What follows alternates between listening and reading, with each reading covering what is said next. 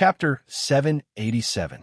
The moment the puppet picked up the broken saber, Chinyu felt his heart turn cold.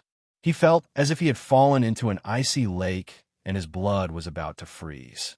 This saber could kill him. There was no reason for this. But Chinyu had never doubted his own intuition. When the puppet turned around and looked at him, the chill reached its peak. Chinyu could hear the sound of his soul shivering. Shwa! The broken saber cut down. There were no fluctuations of aura at all. Chinyu's pupils shrank, but before he could erupt with any strength to resist, his mind buzzed, and he became a simple spectator. There was an accident. Leave the rest to me for now. Don't worry, you won't die. The ancient's voice was light. In the next moment, everyone sensed a change in Chinyu's aura. No, it was more accurate to say that an invisible potential had appeared on his body. This was the temperament of someone who had stepped onto the peak, someone who could decide the life or death of a trillion lives with a single thought. Wherever his eyes looked, everything would crawl beneath his feet. Anyone who dared to resist would die. Twilight fiercely looked up at Chinyu. At this moment, her eyes were in a trance, as if she were looking at her master from the past. The saber light erupted. As if it were stimulated by something, it appeared invisibly. Feeling the horrifying strength contained within the saber light, Twilight's heart shook. She cried out no, but it was clear that it was too late. She could only stretch out her hand and helplessly watch as the saber light cut down. Fishing for the heavens was an ability she was born with. Although she hadn't personally touched the broken saber, she could faintly feel the annihilation attribute it contained. With her master's current level of strength, it was absolutely impossible for him to resist it. Chinyu looked at Twilight, his eyes indifferent. Then he lifted a hand and punched out. As this fist fell, the shivering black wolf cried out miserably. Its body was sent flying away, and the heavenly wolf phantom dissipated. The complexion of the youth from the northern wilderness changed. The spear in his hand violently hummed, and a formidable strength tore open his palm, causing blood to wildly flow out. He exhausted all his strength and heard the clear sound of his finger bones breaking. Although he didn't let go of the spear, he was still sent tumbling into the turbulent space like the black wolf. The black shadow that covered everything suddenly exploded from the middle. An extremely berserk energy erupted, tearing open many cracks. The divine priest of judgment's expression changed. He raised his hands, and holy light surged, quickly wrapping around his body. Dorley stood behind him and shouted out loud, "Protection of light." She didn't expect that she would be forced to use light protection twice in such a short period of time. The power that this projection could mobilize was simply too weak. More importantly, the person before her was far more powerful than she had imagined. As expected of an existence that could fight against a Dao monarch in the past. Even though he was defeated, he still managed to severely injure a Dao monarch. If not for that, the Dao Lord wouldn't have met with such an accident and ended up in a state where he could only hibernate. Dong, the protection of light, was covered in cracks, but managed to withstand it once more. The Judgment Divine seat and Dorlease drew backwards. Although they also crashed into the turbulent space flows, they were much more relaxed than the Black Wolf and the others. Of course, there was a price to pay. Dorlease bitterly smiled. The strength of her projection was nearly exhausted. She no longer had a chance to attack, otherwise she would simply dissipate. This little bit of time was way too different from what he had initially thought. It wasn't enough at all. Twilight spat out a mouthful of blood. She didn't resist at all and allowed the fist to send her flying away. Her eyes were filled with sorrow and tranquility. To die like this and follow her master to the Yellow Springs, this might be the best ending for her. With just a single punch, it was as if everyone had withstood a frontal attack. Besides the Dark Parliament puppet that held the broken saber, all the other assassins were forced back. Even though it was the same strength, the difference in strength between Chinyu's hands and the ancient's control was like the heavens and earth. And at this time, the strength of this punch didn't diminish at all. It collided with the saber light. With a stuffy cough, Chinyu paled. A line of blood appeared between his eyebrows and passed through his nose. He spat out a mouthful of blood and borrowed the momentum to draw backwards. He rushed into the turbulent space, flows, and rapidly fled. Chase! We cannot let the Dragon City Master escape. He's injured. As long as he slashes out with another saber strike, the Dragon City Master will die without a doubt. Hurry and run. He's fast at escaping. With loud roars, the assassins rushed forwards. With the Dark Parliament puppet in the lead, they chased after the direction that Chinyu had fled in. Twilight was stunned. She never thought that her master would try to escape. Surprise flashed in her eyes. She pursed her lips and followed behind. Although the ancient had lost control of his body, as if to reassure Chinyu, he could still clearly feel every change in his body. Thus, Chinyu was well aware that in that collision, the ancient had only lost a bit of his strength and hadn't been truly injured. If so, then he clearly had another goal in running away. Just what did he want to do? As Chinyu was thinking, the speed at which he passed through the turbulent flows of space and time suddenly slowed down. This change didn't escape the eyes of the assassins behind him. Their faces lit up with joy. As they thought, the Dragon City Master had used some sort of arcane technique to erupt with strength, so it was impossible for him to continue for too long. Moreover, after using this sort of arcane technique, there would be a period of weakness. In other words, without accident, the Dragon City Master's speed would continue to slow down. In fact, everything was just as they thought. As they felt the distance between the two sides constantly shorten, everyone became increasingly excited. To be able to chase down the legendary Dragon City Master who had suppressed the entire dragon race and ruled over the entire world, this sort of feeling was incomparably wonderful. And what was even more wonderful was that this peerless powerhouse that had once dominated the world would soon perish under their hands. The Black Wolf gasped for breath, a burning pain burning in his chest. After being plundered by the broken saber, he had already suffered severe injuries. Continuing to fly forwards at high speeds was extremely difficult, and it even caused his internal injuries to worsen. But at this moment, he didn't feel any pain in his body at all. His eyes were incomparably bright, and there was only a single thought in his mind: kill him. Suddenly, the aura of the Dragon City Master vanished. The assassins weren't startled or angry, but rather overjoyed. He couldn't last much longer. They soon arrived at the place where the Dragon City Master's aura had vanished. Before the shaking, turbulent flows of space had fully recovered, the puppet lifted a hand and slashed out. The turbulent flows were split apart, revealing a channel that connected to the outside world. Shwa! Everyone howled as they flew out. In front of them was a massive plain, barren and overgrown. There were only a few weeds that weakly grew, exposing large tracts of red soil. Red Soil Basin, an incomparably barren region. It was located to the north of the Eastern Plains, not too far away from the Western Tomb. Everyone swept out with their divine senses to determine the location. Then, their eyes gathered on the deathly pale Chinyu with blood dripping from the corners of his lips. Feeling the violent fluctuations of his aura, they could see that he was on the verge of collapse. But no one dared to doubt that the Dragon City Master had the ability to drag others down with him. With the light of victory in sight, no one was willing to fall down at this moment. In the silence, the Dark Parliament's leader lifted his hand, the broken saber locking onto Chinyu. Shwa! Without pause, the saber light cut through space.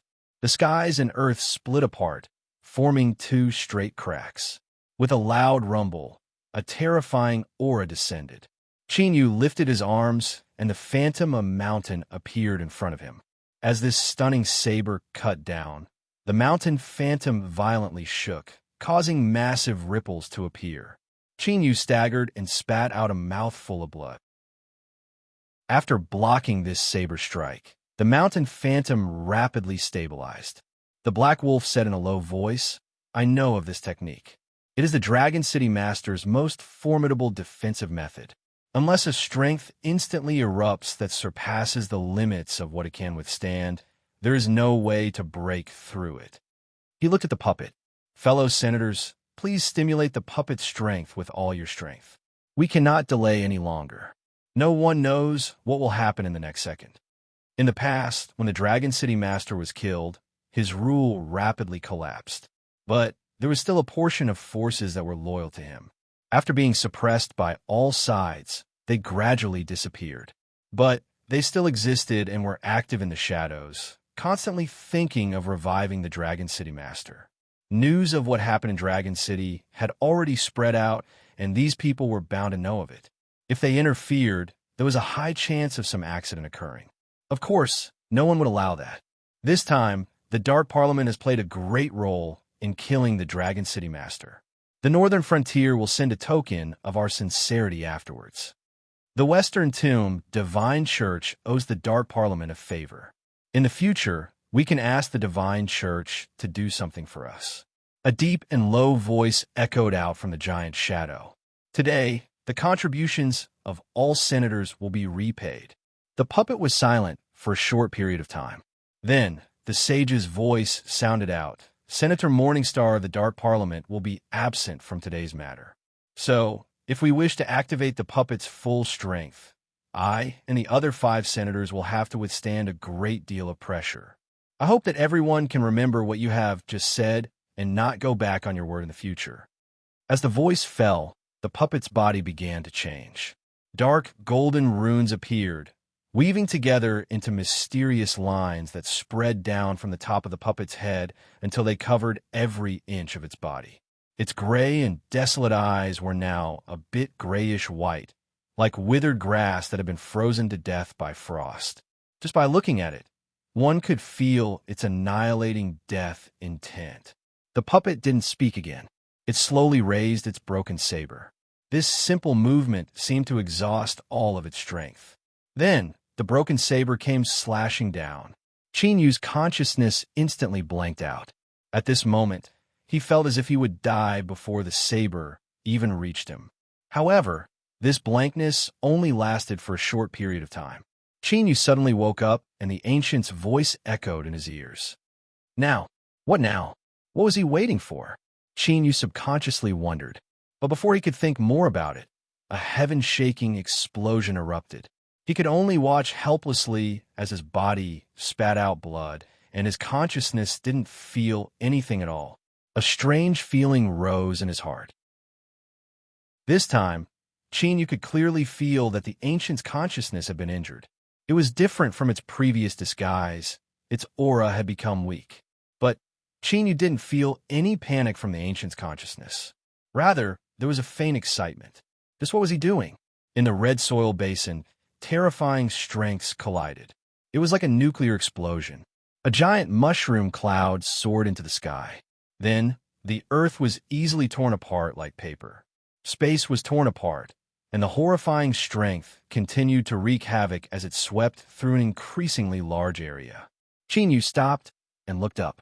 In the next moment, a relieved smile lit up his face. It had finally opened. Shua, without any hesitation, his figure held out. Like a meteor, he rushed into the shattered space without hesitation. There, a faintly discernible stone door appeared. Its surface was mottled, and it emitted an extremely rich aura, as if it had existed in this world for endless years. At this time, the stone door opened a crack, and a faint aura spread out. The Black Wolf and Twilight both trembled and instinctively revealed fear in their eyes. The Black Wolf screamed, "It's the body of the Dragon City Master. We've been fooled. He is borrowing the strength of the broken saber to open the entrance." Chapter 788. In the back, Sunset's eyes flashed with relief. Indeed, this was her master style of doing things. How could someone as proud and powerful as him be chased down by these people? Looking at the panic-stricken assassins in front of her, she revealed a mocking smile.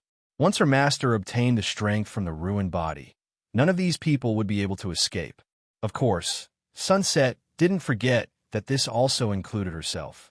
But to Sunset, she had already done her best. Since she couldn't kill her master, dying under his hands was a matter of course. Go, stop the Dragon City Master. No matter the price. We cannot let him obtain the ruined body. Kill him. With a deep roar, the puppet was the first to rush into the collapsing space. By relying on its tyrannical body, it smashed open a straight channel. The black wolf dragged its weak body and clenched its teeth as it followed behind. It was well aware of its master's temperament. If he were to restore his strength, it would surely meet its doom. The spear-wielding youth from the northern frontier had a solemn expression. This time, there was no way to retreat. If they couldn't kill the Dragon City Master, their entire tribe would be slaughtered. As he thought of his daughter who had just been born and could barely walk, he gripped his spear, and his expression became even more firm. The shadow that blotted out the skies shrank to just over 10 feet in size. The darkness was so deep that it was nearly solid. Within the tumbling darkness, one could faintly make out a face. The Western Tomb Chief, Judge, had a calm expression. As the Dao Monarch's most devout believer, he was willing to give up his life to protect the Dao Monarch. Your Excellency, let's go in. Dorley slowly nodded. Passing through the shattered space, they arrived in front of the stone door that was slightly open. The inside seemed to be shrouded in fog, making it impossible to see clearly. Sunset was the last to step in. As she did, it was like passing through a layer of flames. She could clearly feel the scorching heat from the raging flames. In the next moment, surging waves of heat rushed towards her. Dry air was sucked into her body, rubbing against her windpipe and emitting crackling sounds. As far as the eye could see, yellow sand stretched into the skies. The great sun hung low in the skies, recklessly sprinkling down light and heat. Because of the rising heat, the air was distorted, causing the scene in the distance to blur.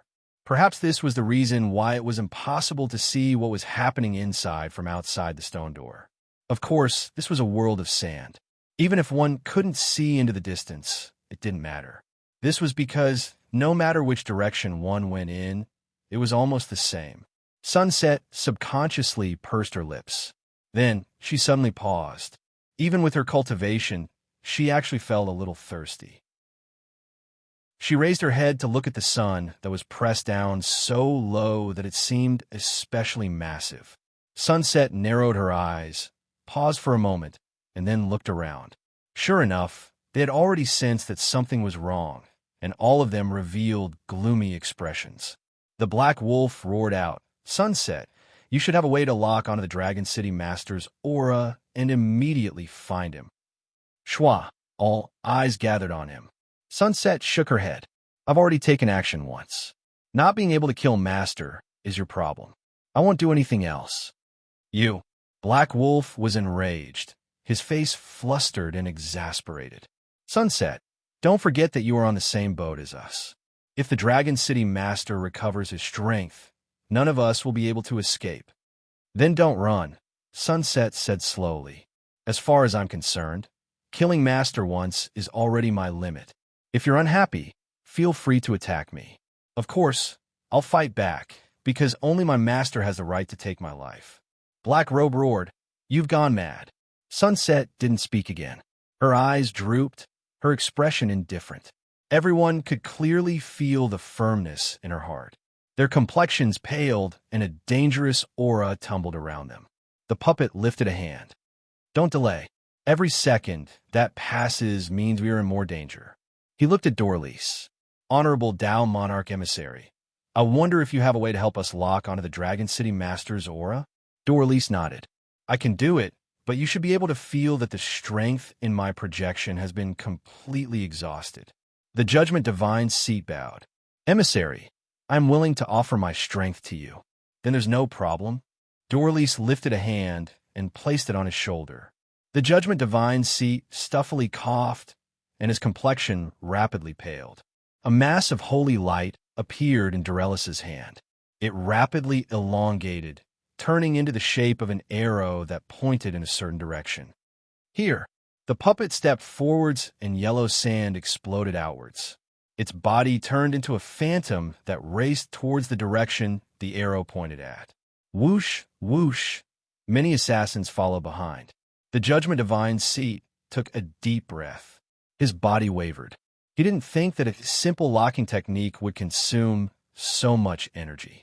Dorley said, "In your current state, it isn't suitable for you to rush over. Rest here for now. Once you recover a bit, you can come and find me based on my aura." The Judgment Divine's seat nodded. "That's all I can do. I will leave everything else to Emissary. Please be sure to kill the Dragon City Master." "All right." With a nod, Dorley stepped forwards. Her graceful figure quickly vanished into the distance. Twilight looked at her departing back, and then at the Judgment Divine's seat, who was sitting down cross-legged, preparing to recover his energy. Without a word, she followed. Dorley turned her head, and their eyes met. She smiled and said, "You seem to be very conflicted." Twilight asked, "Then what about you?" "I am very curious. Why did you help my master? Did you deliberately use the locking technique?" "Pa, Dorley clapped her hands. "You really are smart. But don't you understand that the more you know, the more dangerous it is?" Twilight shook her head. "You cannot kill me." Her tone was calm. "Then let us join forces." Dorley revealed a bright smile. "You have already helped once and fulfilled your promise. So, what you hope for now is for the Dragon City Master to survive." What a coincidence. Although I am the Down Monarch's emissary, because of certain reasons, I also hope that he can survive. Twilight looked deeply at her. "You had best not lie to me." "Of course." Dorley brightly smiled. How could one of the Down Monarch's most formidable enemies quietly perish here? It had to be known that she was a person with lofty ideals. And when it came to ideals, it was always better to work hard several times. What if her luck was good and she succeeded? The great sun, yellow sand, high temperatures, these are the only rhythms in this space. As far as the eye could see, it was empty and deathly silent, without the slightest bit of life. The black-robed Chinyu walked forwards in silence, leaving behind deep footprints wherever he went. No matter how hot the winds howled and stirred up massive amounts of sand, these footprints weren't covered at all. It was as if they were forever embedded in the desert. After an unknown period of time, this arduous trek came to an end. Chinyu looked up ahead, revealing his cracked lips covered by his black robes. He licked the corners of his lips and said in a soft voice, "Found you." He lifted a foot and stepped forwards. A formidable strength smashed into the desert. 1,000,000,000,000 grains of sand instantly fell into a berserk state, stirring up monstrous waves of sand. With his foot as the center, it rose up in all directions. With a loud rumble, an earth-shaking roar filled the air. As the sand rolled, a palace hidden deep in the desert slowly emerged. It wasn't too large and could be completely covered at a glance. But no matter how one looked, even between the tiles, they couldn't find a single crack. It was as if this underground palace had been directly hollowed out and refined from a single piece of stone. Chinyu stepped forwards and landed at the entrance of the hall. Then, he suddenly frowned and looked in a certain direction. There was a cultivator lying on the ground. His eyes were filled with despair. His final movements were frozen in the moment he grasped outwards. After thinking for a moment, Chinyu stepped forwards. His footsteps stirred up a gentle breeze that brushed against the cultivator's body. The cultivator's lifelike, mortal body immediately turned into powder that fell to the ground. Chinyu wasn't surprised by this. He had already sensed that this person was a corpse to begin with. It was just that his body emitted an aura that Chinyu was interested in, thus he approached. With a flick of his sleeves, the corpse that had turned to powder was sent flying away. A sparkling and translucent black crystal appeared in front of him. Chinyu looked at it several times and revealed a smile. He lifted a hand and grasped forwards, causing the crystal to fall into his palm. As it touched his flesh and blood, the black crystal fused in and then appeared in Chinyu's soul space. Can you feel it? This is a very interesting thing. After fusing with it, it can increase your strength and also help you avoid some troubles. Chinyu didn't think he would obtain this thing. When the crystal fused into his body, he received a massive amount of information. There were many bits and pieces, but the summary was simple. From today onwards, he was one of the 7 senators of the Dark Parliament, Senator Morningstar. This corpse was the previous Morningstar who had disappeared for a long time, and no one had been able to find him. It was clear that he had died in this space for some unknown reason, and the black crystal he left behind was the symbol of his status as a senator. Besides the status of the Western Tomb Saint's son, he had also inexplicably gained the title of senator. Qin bitterly smiled. If there were a few more, he would be able to play around with a different identity every day. In the desert world, several figures howled forwards. Suddenly, the Dark Parliament's puppet came to a stop. It turned its head and looked in the opposite direction. The hearts of the 6 senators violently shook. The aura that suddenly appeared at this moment actually came from Senator Morningstar. How would he be here? Through the vague connection between the senators, an incomplete image appeared in front of them. It was like a palace buried deep in the desert. Sunset, you are lying. The Dragon City Master isn't in this direction at all. The puppet roared and turned to leave. The other robbers all revealed looks of shock and anger. As they looked at Sunset's calm appearance, they naturally understood what was going on. However, they couldn't figure out why the Tao Monarch's envoy hadn't seen through her deception during the entire process. The Black Wolf roared, "You stupid woman! If it weren't now, I would have killed you." This was the thought in the minds of almost all robbers. Whoosh, whoosh. Chapter 789. Deep within the desert world, several thick yurts were nailed deep into the yellow sand with long iron rods. Suddenly, the door of one of the yurts opened from the inside. As if to resist the scorching heat, a figure drilled out wearing a raincoat. He looked up to reveal an old face. His pitch-black face was covered in layers of wrinkles, each one filled with sand. But his eyes were particularly bright. Even if his lips were cracked and blood seeped out from them, it didn't affect him in the slightest. He looked up at the great sun that would never set. Then, he took out a black bone and gently stroked it with his rough and withered fingers. A dim black light emitted from the surface of the bone. If one looked carefully, they would discover that this black light was actually composed of countless tiny runes.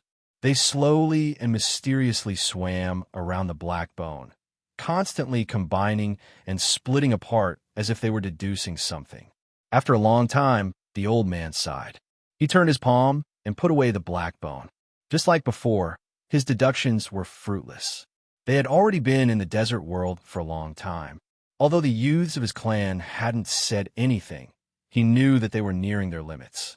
It seemed that they would have to return without any results. Walala, with the sound of sand falling to the ground, another petite figure drilled out. She tightly wrapped herself in her raincoat and ran behind the old man. "Old ancestor, is there still no harvest?" Her voice was a bit hoarse, caused by a lack of water. Her delicate palm-sized face was filled with exhaustion. The old man turned around and said in a soft voice, "That's right." He lifted a hand and stroked the girl's head. A faint blue light flashed, and she immediately felt much better.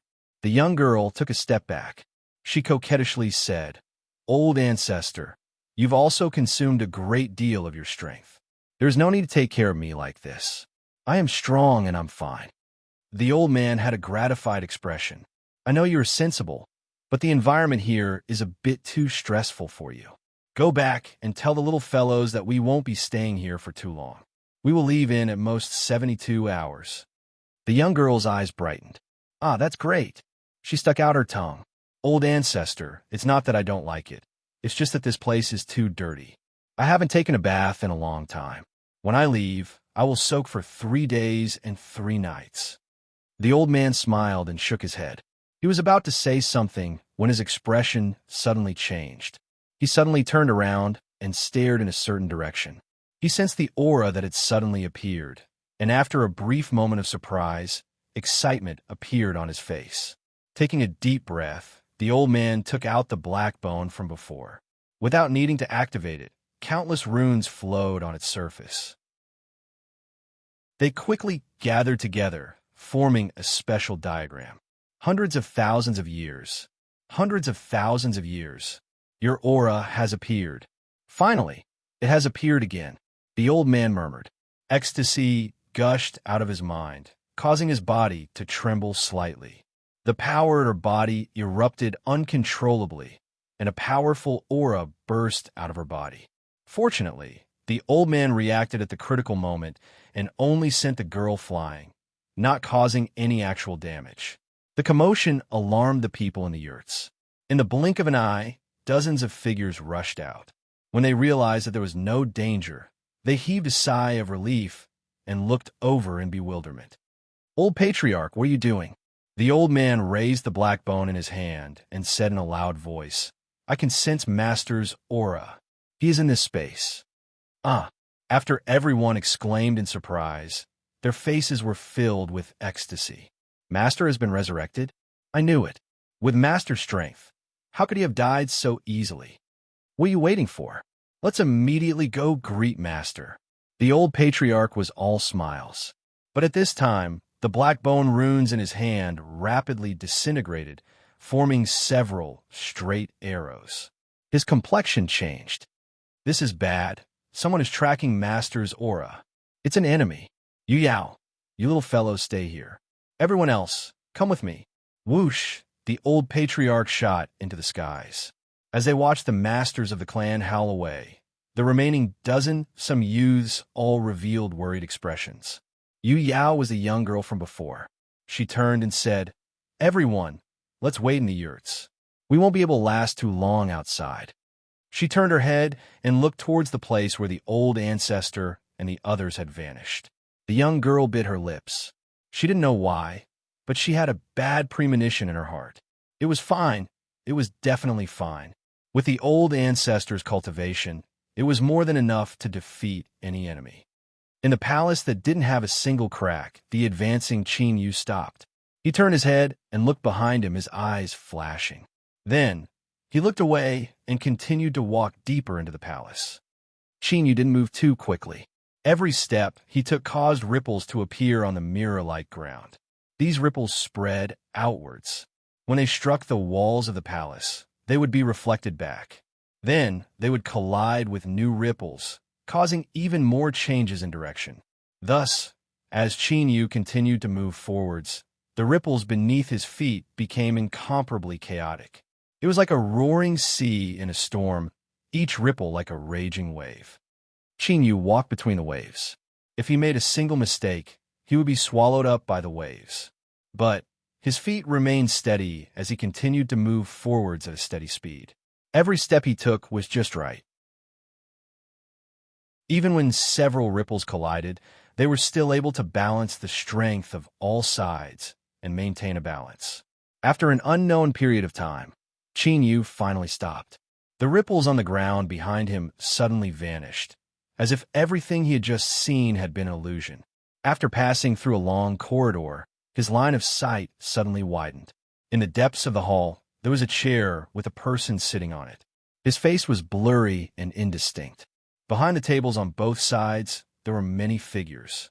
There were humans, beasts, and even winged beings.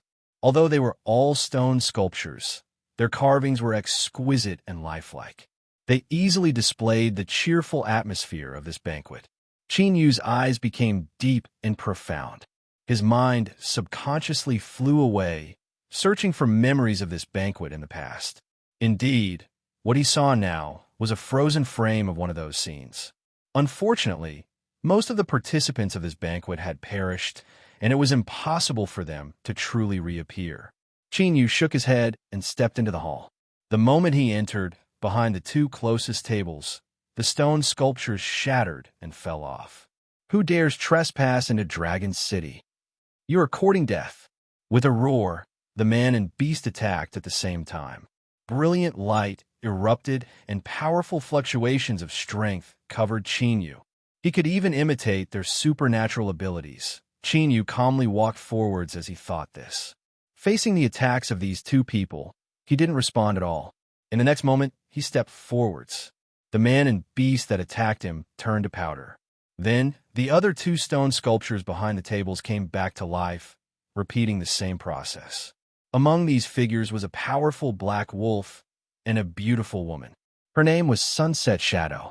She stood in the deepest part of the hall, acting as a maid. So, after Sunset Shadow turned to powder, Chinyu stood in front of the main seat.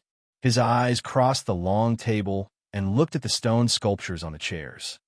I never thought that when facing these subordinates of yours from the past, you would attack without hesitation, showing them no mercy at all. With a deep and low voice, massive cracks appeared on the surface of the last stone sculpture, revealing a figure that had fallen to the ground. He was a tall and imposing middle-aged man. He had a beard and a firm expression. As he opened and closed his eyes, he exuded a disdainful attitude. Just by sitting there and not doing anything else, he was like a mountain that suppressed the world, as if everything in the world would crawl beneath his feet. Chinyu's gaze paused for a moment. He lightly said, "No one can stop my steps. Not to mention that they're already dead. Even if they were alive and standing here, their fate would still be the same." Pa, the man clapped his hands.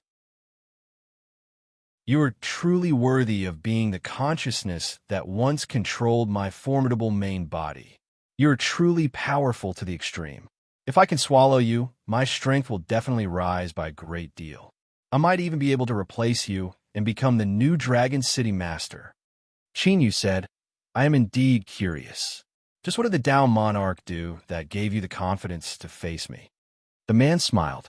"You will soon find out." He stood up and spread out his arms. Then, "Welcome to my world." Thump!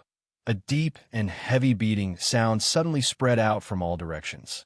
At this moment, the hall beneath their feet seemed to come alive. Then there was a second and third beat. Thump! Thump! This was the sound of a heartbeat. It became faster and faster, like the beating of a war drum. Because what was imprisoned here was the ancient's heart. With the Dark Parliament's puppet in the lead, the robbers were forced to stop. In front of them was a group of cultivators wearing rush raincoats. The atmosphere was tense and hostile. The puppet spoke with a sage's voice. "Giant Spirit Clan." The old patriarch had a light expression. "I never thought that after so many years of not appearing, there would still be people who would know of us. What an honor." The Black Wolf roared, "Don't waste time with them. These people are dead loyal to the Dragon City Master. It is impossible to persuade them." The old patriarch's eyes were icy cold. "You traitor who betrayed Master in the past. Since we have met today, I will cut you down and take your head as a gift to Master." The Black Wolf revealed his true form. "Then let's see who dies first today. Attack!" The puppet shouted out loud. It was highly likely that the Dragon City Master was searching for his broken body right now. Every second he delayed meant a higher chance of success. With a slash of his saber, the desert beneath his feet was split in half and a deep abyss appeared. The old patriarch took a deep breath. His thin chest puffed up and he roared out loud. Roar! With a series of crackling sounds, the old patriarch's body began to grow at a speed visible to the naked eye. In a breath of time, he reached nearly 1,000 feet. From an old and frail man, he had transformed into a giant. His muscles bulged and his blood vitality boiled. A wild aura was released, stirring up the spiritual strength of the world. With loud rumbles, it gathered from all directions, wrapping around his body and forming a vortex of spiritual strength visible to the naked eye. This was the main body of the Giant Spirit Clan, as well as their innate ability to mobilize the spiritual strength of the world. Bang! The invisible saber cut down. The spiritual strength vortex was almost instantly cut apart. The old patriarch was expressionless. He lifted a hand and punched out. His flesh and blood body met the saber and blood splashed out in all directions. The flesh and blood on his fist disintegrated, revealing the pale, white bones underneath. But he only frowned. In the next moment, his flesh and blood rapidly grew back, restoring him to his original state. The Giant Spirit Clan had the bloodline of the ancient race flowing through their bodies, so they possessed formidable regenerative abilities. As long as their blood vitality wasn't exhausted, they could become nearly immortal. Kill them. Protect Master from being disturbed. Fight! With loud roars, the Giant Spirit Clan members rushed out. The Black Wolf received extra attention. Although it had revealed its true form, it was still surrounded by 5 giant spirit clan members. It roared again and again, but couldn't take a single step forwards. The youth from the northern border raised his spear and thrust it out. A terrifying strength condensed into a single point, piercing through the chest of a giant spirit clan member. The black shadow that had shrunk into a ball dispersed, wrapping around its opponent. The angry roars of the giant spirit clan members echoed out from within, violently tumbling about. Wild fluctuations of strength swept out, stirring up trillions of yellow sand and forming a terrifying scene as if the heavens were collapsing. The palace buried deep in the desert constantly shrank and expanded, emitting dull, rumbling sounds. Thick lines appeared on its surface, crimson-red like meridians. These lines shrank and expanded as the palace shrank and expanded, constantly rising and falling, producing a formidable strength that rumbled towards the interior of the palace from every inch and corner. Chinyu stood in the grand hall, his hands clasped behind his back. Blood energy erupted from his body, causing loud rumbling sounds to echo out as he blocked all of the bombardment of strength. "Is this the trump card the Tao Monarch gave you?" "Of course not." The man's calm voice echoed out. "Then, I ask that you die here."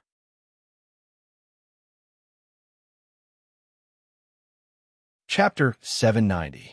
There were a few shallow fist marks on the puppet's body. Its deathly gray eyes stared at the giant spirit race clansman that had been sent flying away. It had a 70% chance of killing him with its next saber strike. But after a moment of thought, it sheathed its saber and left without hesitation. Today's crucial point wasn't this. So what if it killed all the giant spirit race clansmen? If the Dragon City Master successfully obtained the broken body, all of them would die here. The other assassins clearly understood this. They took advantage of the chaos to break free from the giant spirit race clansmen and followed the puppet away. "Old Patriarch, are you all right?" The giant spirit race clansmen gathered, anxious expressions on their faces. There was a terrifying saber wound on the old patriarch's chest. His flesh was pale white, as if all his blood had been sucked away. He waved his hand and swept his eyes around. In that great battle, just now, nearly half of the clan's masters had died. Even those that were still alive were mostly wounded. As they thought, wanting to stop these assassins with their strength was nearly impossible. But they had to do it, because this was the mission of the giant spirit race and the only meaning of their existence. With a deep breath, the old patriarch lifted a hand and slapped his chest. His face paled for a moment before turning rosy in the next. The terrifying wound on his chest began to heal at a speed visible to the naked eye. Even his originally weak aura began to rapidly recover. The old patriarch raised a hand to interrupt him. "Everything is for Master. Go!" Bang! The yellow sand on the ground collapsed, and he shot into the skies. Whoosh! Whoosh! The remaining giant spirit race clansmen clenched their teeth and followed. Since they had broken free of the giant spirit race's obstruction, the assassins naturally wouldn't give them another chance to drag them into the melee. Both sides continued to exchange blows in the air. Even though there were some obstructions, their speed was still fast to the extreme. Finally, the palace buried deep beneath the yellow sand appeared in front of everyone. Feeling the terrifying ripples it emitted, the assassins were overjoyed. Luckily, it seemed that the Dragon City Master hadn't succeeded. The puppet stared at the palace that was covered with thick lines that constantly contracted and expanded like a giant heart. A dignified expression appeared in its eyes. Before he could make a decision, a figure appeared in front of him. Sunset's expression was resolute. "I'm going back on my word. Don't even think about hurting my master." After receiving extra care from the giant spirit clan, the miserable black wolf howled, "Sunset, you stupid woman! Kill her, kill her!" The puppet raised its broken saber, and the sage's cold voice sounded out, "Thank you for helping me make a decision." Schwa! As the broken saber chopped down, Sunset's shadow was sent flying, blood spurting from her nose and mouth.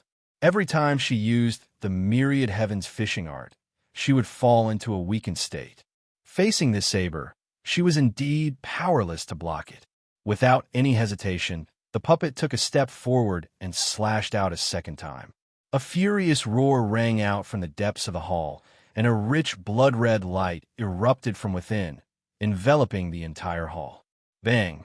The bloody light suddenly caved in, and a huge gap was forcibly cut open. Some of the patterns on the surface of the great hall shattered and broke apart. Bastard! If you dare attack again, I'll make sure you die a graveless death. The low and deep roar caused the black wolf's body to suddenly stiffen. Cold sweat gushed out, drenching its blood-stained fur, making it look even more pathetic and laughable. It's him. It's him. Even if another 1,000,000 years passed, the black wolf would never forget this voice. Hurry, we cannot allow him to succeed.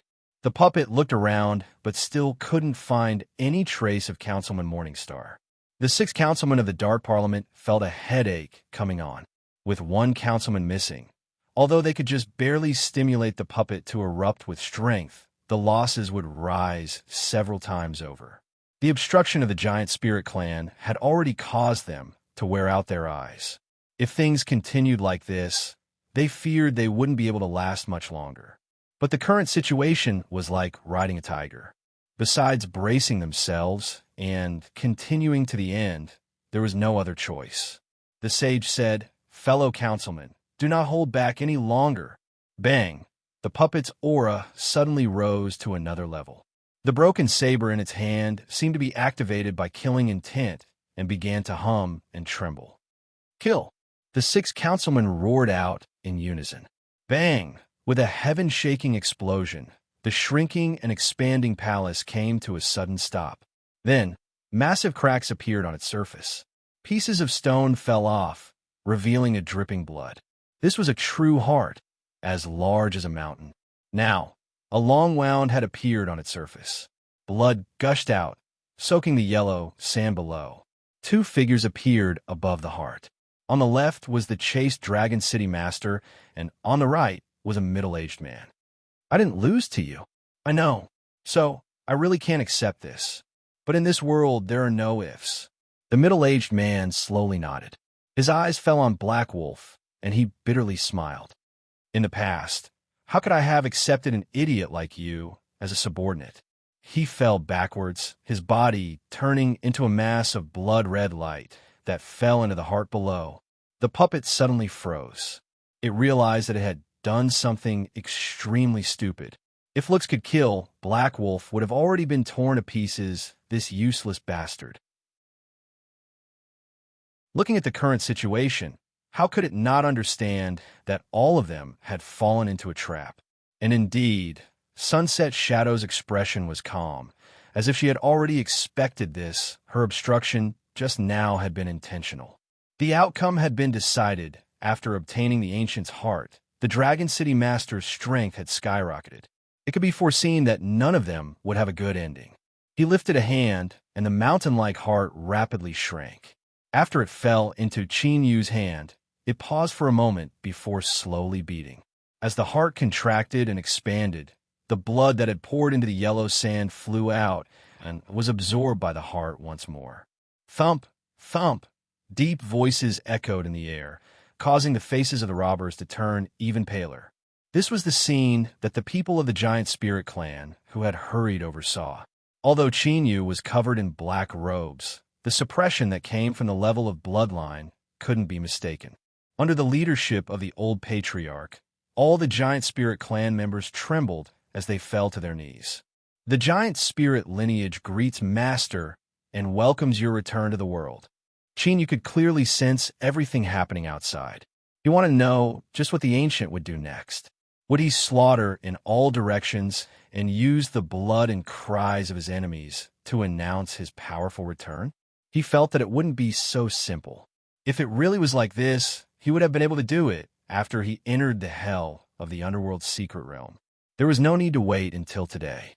As Qin Yu was deep in thought, the Ancient's voice suddenly sounded out. My existence cannot be exposed yet. What happens next will be handled by you. Qin Yu suddenly lifted a hand and pressed it down towards the Giant Spirit Clan. Boundless strength, crashed down, as if a towering mountain was crashing down. Puff, puff. The members of the giant spirit clan were so stunned that they even forgot to resist, allowing themselves to be crushed by this force. The stench of blood permeated the air. Not only did they not expect this, but the robbers who were in despair were also stunned by this scene. No one knew what the Dragon City Master was thinking. The giant spirit race had been raised by him in the past, and they were loyal and devoted to him. He actually killed all of them in one move. At the same time, Qin Yu discovered that he had regained control of his body. He slowly drew back his hand. Because he didn't know what to say, he fell silent with everyone else. These giant spirit race beings were all injured before they died, and they called him Master, so it was easy to guess their identities. The Ancient had personally killed them. In addition to the words he left behind just now, the meaning was clear. He wanted to use the deaths of these giant spirit race beings as proof that he wasn't the Dragon City Master.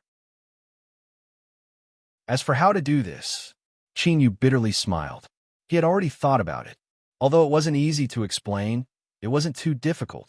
This Ancient was truly worthy of being a formidable existence that had once ruled a world. He didn't lack decisiveness in killing. This method was ruthless and ruthless enough. Qin Yu took a deep breath and suppressed his tumbling thoughts. He knew that he didn't have the qualifications to express his opinion on this matter. It was just that these people had entered the yellow springs by his hand, inside the puppet. The 6 councilmen with weak auras suddenly widened their eyes. This was because at this moment they could feel a familiar aura coming from the Dragon City Master. Councilman Morningstar, how was this possible? In the midst of their shock, the 6 councilmen all let out sighs of relief. No matter what the reason was, since he had become the new Councilman Morningstar, he wouldn't be able to do anything to them. This was the Dark Parliament's most powerful binding power. No one could violate it. Beneath the black robes, Qin Yu glanced at the puppet. Then, he faced the crowd and lightly said, "I am not the Dragon City Master." He lifted a hand, and holy light surged in his palm. The boundless and holy light was no less than that of the chief judges. Dorellis's eyes sharpened. She slowly said, "It is indeed the strength bestowed by the Tao monarch." She stared at Qin Yu. Once again, she discovered that things had gone beyond her expectations. This boy could actually grasp the strength of the Tao monarch. Could it be that the ancient race powerhouse's consciousness had occupied a part of the Tao monarch's great Tao? Now it seemed that this was the most likely possibility. But if so, then resurrection should be simple. There shouldn't be any need to go through so much trouble. No, it can't be like this, so that was your plan. What a good method. I admire you, Dorellis's eyes flashed. She deeply looked at Qin Yu and said, "I can feel the aura of the Tao monarch from your body. Just who are you, and why do you want to pretend to be the Dragon City Master?" Qin Yu lifted a hand. "I will borrow everyone's hands to help me open this desert world and take away this heart to prevent the ancient race from resurrecting. As for my current world identity, if you are willing, you can call me the Western Tomb Saint's son." More holy light gushed out from his body like a gentle sun. A massive number of living beings gathered around him, dancing up and down. The Black Wolf roared, "Why should we believe you?" Qin Yu lightly said, "Because you are still alive." The Black Wolf was rebuked, but he couldn't help but admit that Qin Yu's words were reasonable. If he really was the Dragon City Master and his strength rose after obtaining the heart, he would have been the first person to kill him. With Dorellis's foreshadowing and Qin Yu's straightforward proof, everyone was mostly convinced. Now, there was a reasonable explanation for killing the giant spirit cultivator. Of course, it was more accurate to say that this was the strongest reason why everyone believed that Qin Yu wasn't the Dragon City Master. As the Dark Parliament expressed its stance, the remaining doubts disappeared. "We believe that you are not the Dragon City Master. If we have offended you before, I ask that you forgive us." Qin Yu nodded. There is no need to mention matters of the past. A great pursuit that had attracted the attention of all the peak influences in the world had ended in a somewhat absurd manner. Neither the chaser nor the hunted had paid a heavy price. Only the giant spirit race had become a sacrifice in this matter. When the Chief Judgment Seat arrived and contacted the Western Tomb Divine Throne with a secret technique to confirm Qin Yu's identity, everyone left. In fact, they didn't care about Qin Yu's identity. As long as he wasn't the resurrected Dragon City Master, everything was fine. Before the Dark Parliament left, the sage borrowed the puppet's mouth to say, "I hope that we can meet again in the future." Qin Yu knew that there was a small matter left behind here. He needed to privately communicate with the Dark Parliament once more. As for Yun Dai, when the time came, she would naturally have a way to fool them so that the Dark Parliament wouldn't dare to act rashly. Dorley smiled. "I still have some time before I leave. If the Saint Sun has time, you might as well return to the Western Tomb." She nodded. Under the envious eyes of the Chief Judgment Seat, she turned and left. Soon, in the entire desert world, there was only Qin Yu left. The ancient's heart was suppressed here and also the source of strength for the entire Yellow Sand world. Now that it had been taken away, the world was rapidly moving towards destruction. The most obvious point was that the great sun overhead was rapidly dimming and the temperature in the air was rapidly falling. Perhaps it wouldn't be too long before this place turned into a land of eternal cold. "Who?" Qin Yu let out a long breath. It was time to leave, but at this time his eyebrows furrowed together. He looked up into the distance. There was a faint aura there that made him feel a sense of familiarity. This was the aura of the giant spirit race. There were actually other giant spirits in this world.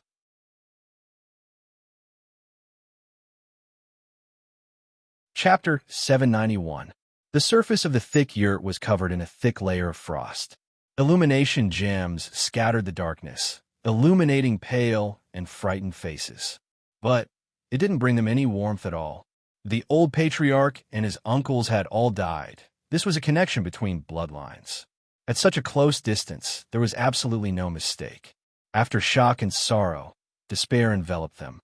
The desert world was approaching the end of its life. But they hadn't grasped the method to leave this place. Their only fate was to fall into eternal darkness with this world and die in the endless cold. Hong Xiao hugged her knees. Her eyes were empty and vacant. She still couldn't accept the fact that the old ancestor and the others had died. "Wu!" A companion cried out. She looked around in panic. "Are we really going to die here? I don't want to die." The atmosphere in the yurt became even colder. The youths of the giant spirit race thought that this was just an adventure to increase their knowledge and experience with their elders. They never imagined that death would suddenly knock on their door. Hong Xiao looked around in a daze. She pursed her lips and said, "Don't be afraid." She couldn't finish her words. Unless they could find a way out, anything she said now would be powerless and pale. Her eyes darkened, but at this time, a light rustling sound entered her ears. Hong Xiao flipped over and stood up. She pushed open the yurt's door. Under the dark and gloomy sky, a figure walked over in large strides. His entire body was wrapped in black robes. No matter how strong the winds blew against him, it outlined his heroic figure. Many years later, when she became the new patriarch of the giant spirit race, she would clearly remember this scene. In a mountain valley, Qin Yu stopped. He turned and said, "All right, let's stop here." He paused for a moment and then continued. "Go back and tell the others of the giant spirit race that you have completed your mission. From now on, don't involve yourself in anything related to the Dragon City Master and live a good life." Space rippled. He stepped in and vanished from sight, leaving behind a group of young giant spirit race youths who had just escaped death. They looked at each other in dismay. "Hong Xiao, what do we do?" Hong Xiao bit her lips and took a deep breath. "No matter what, we must return to the race as soon as possible and tell them what happened in the Yellow Sand world." Everyone nodded. Before leaving, Hong Xiao looked in the direction Qin Yu left in, confusion in her eyes. Just how did the old ancestor and the others die? Why couldn't they be given an answer? Although you might think that I'm colder by saying this, there's too much soft-heartedness, and it will kill you sooner or later. The ancient's calm voice sounded out in Qin Yu's mind. There weren't too many fluctuations in his emotions, but the tone of his voice left one's heart cold. You are the only remaining bloodline of the ancient race in this world. You should always remember what you carry on your shoulders. Qin nodded. I will work hard to change this habit. The ancient didn't continue on this topic. After a moment of silence, he said, I originally thought that what was imprisoned in the desert world was something I needed, but it seems that I underestimated the Tao monarch's caution. I'll leave the ancient's heart with you for now.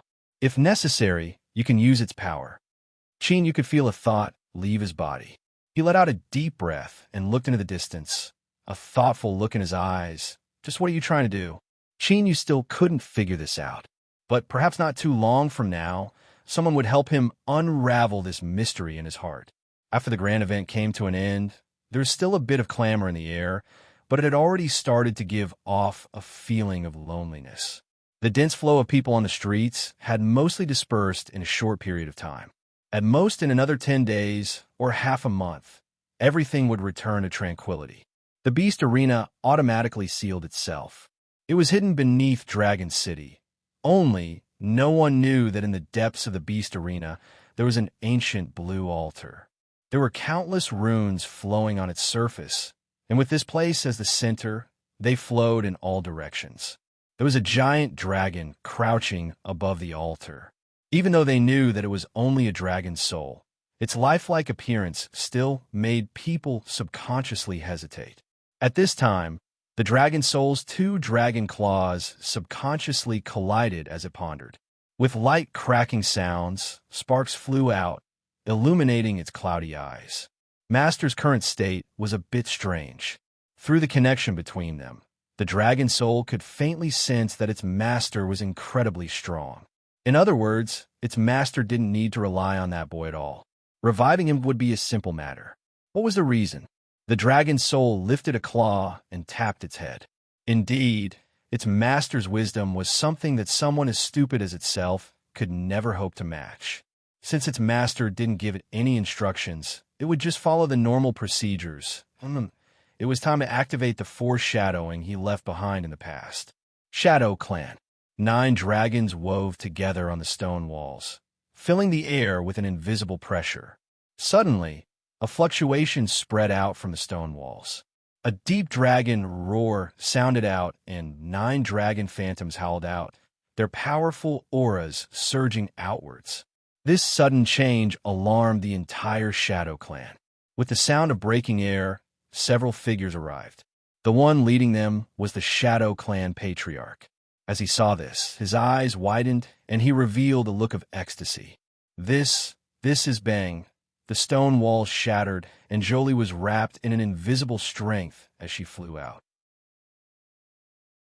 Her eyes flashed open, and the 9 dragon phantoms roared together, turning around and fusing into her body.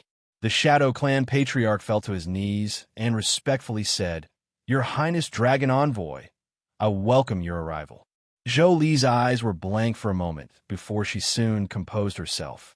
She thought for a moment and slowly said, Patriarch, how long was I in seclusion? In the Grand Hall, Jolie lowered her head, deep in thought. She listened to the Shadow Clan Patriarch speak of everything that happened after she went into seclusion. When she heard that the mysterious black-robed cultivator from the Hidden Fog sect had safely returned to Dragon City, she revealed a look of excitement. But soon, this excitement turned into indifference. This was because, according to the Patriarch, he had displayed an incomparably formidable strength. So, this person definitely wasn't Qinyu. After using him, had he personally arrived and interfered in the battle of the arena? Ning Qin. A cold light surged in Zhou Li's eyes. Patriarch, I would like some peace and quiet. Your Highness, please rest. I bid my farewells. The Patriarch bowed and drew back. The tranquility of the Grand Hall wasn't maintained for too long before it was disrupted by the noise outside. Zhou Li frowned. Let him in. Soon, Jian rushed in, a look of pleasant surprise on his face. Zhou Li, you've left seclusion. When a young girl had decided to go into seclusion, he had felt a deep sense of loss. He had thought of leaving Dragon City, but in the end he had decided to stay. Looking at it now, this decision had been the right one. Seeing Ji Yun's heartfelt happiness, Zhou Li's expression relaxed a little. I didn't tell you ahead of time. I apologize. Ji Yun waved his hand again and again. It's fine, it's fine. He looked at the young girl in front of him. In just a short period of time, her appearance hadn't changed, but the feeling she gave off had changed far too much. Between her eyebrows, although there was still a trace of immaturity that hadn't faded, there was an even more awe-inspiring majesty. She was like a supreme empress, one that made one instinctively feel awe. "You are now," Jolie said. "I'm fine. I've never been better." She paused and said, "Ji-Yun, if possible, I hope to go to the Western Tomb and pay a visit to the Divine Seat." Ji-Yun was startled. He immediately nodded. No problem. He could faintly guess why Zhou Li was going to the Western Tomb. While he felt bitter in his heart, he also couldn't help but rejoice. Luckily, he was already dead. That's right. Although the black-robed man from the Hidden Fog sect had returned and his appearance hadn't changed at all, he was no longer the person Zhou Li cared about. Regarding this, Ji-Yun and Zhou Li had the same judgment. Zhou Li nodded, no longer speaking. Her expression was faint, but the depths of her eyes weren't calm. As the patriarch had said, the strength that Ningqin possessed was something that even the current her might not be able to contend with. Thus, she had to join forces with the Western Tomb.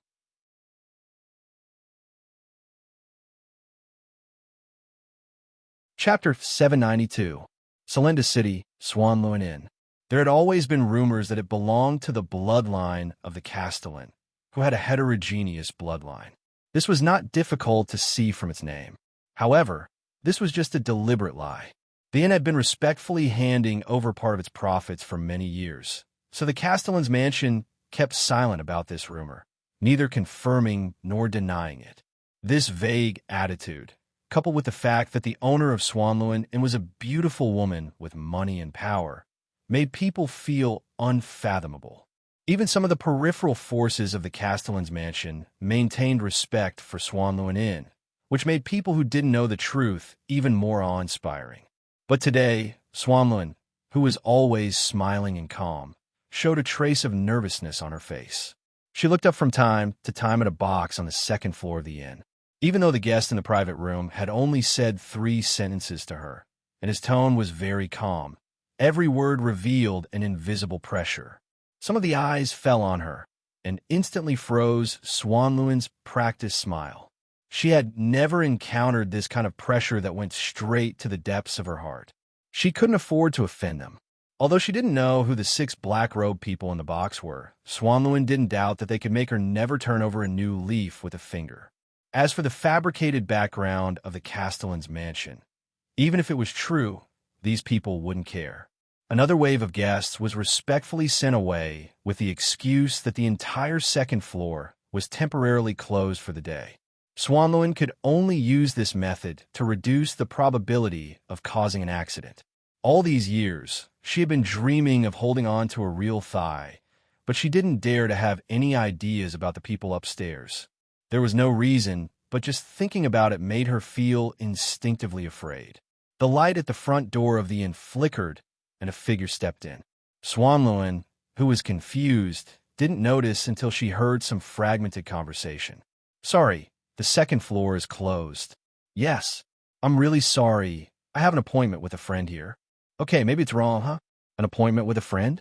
Swanluan suddenly turned around, and her heart suddenly shrank. Black robes again. Wait a minute.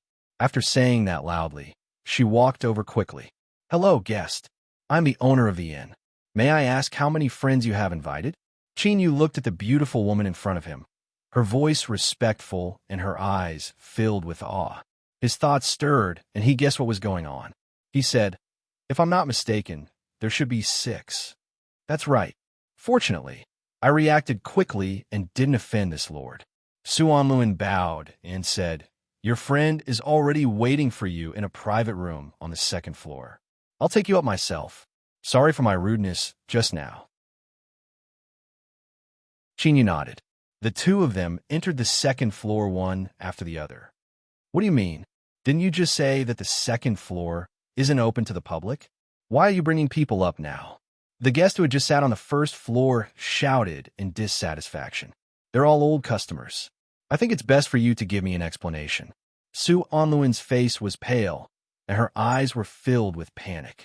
She didn't care about these noisy people, but she was afraid of annoying the guests behind her. Chinyu said, "All right, I know where they are. You can leave." Su Onluin felt as if he had been pardoned. Yes. She took several steps back and left. Then there were several suppressed shouts from downstairs. After a brief period of chaos, everything soon calmed down. This was a woman with some skill. Chinyu subconsciously thought of something. He stopped after several steps and pushed open the door to the private room. Around the round table, 6 black-robed figures stood up.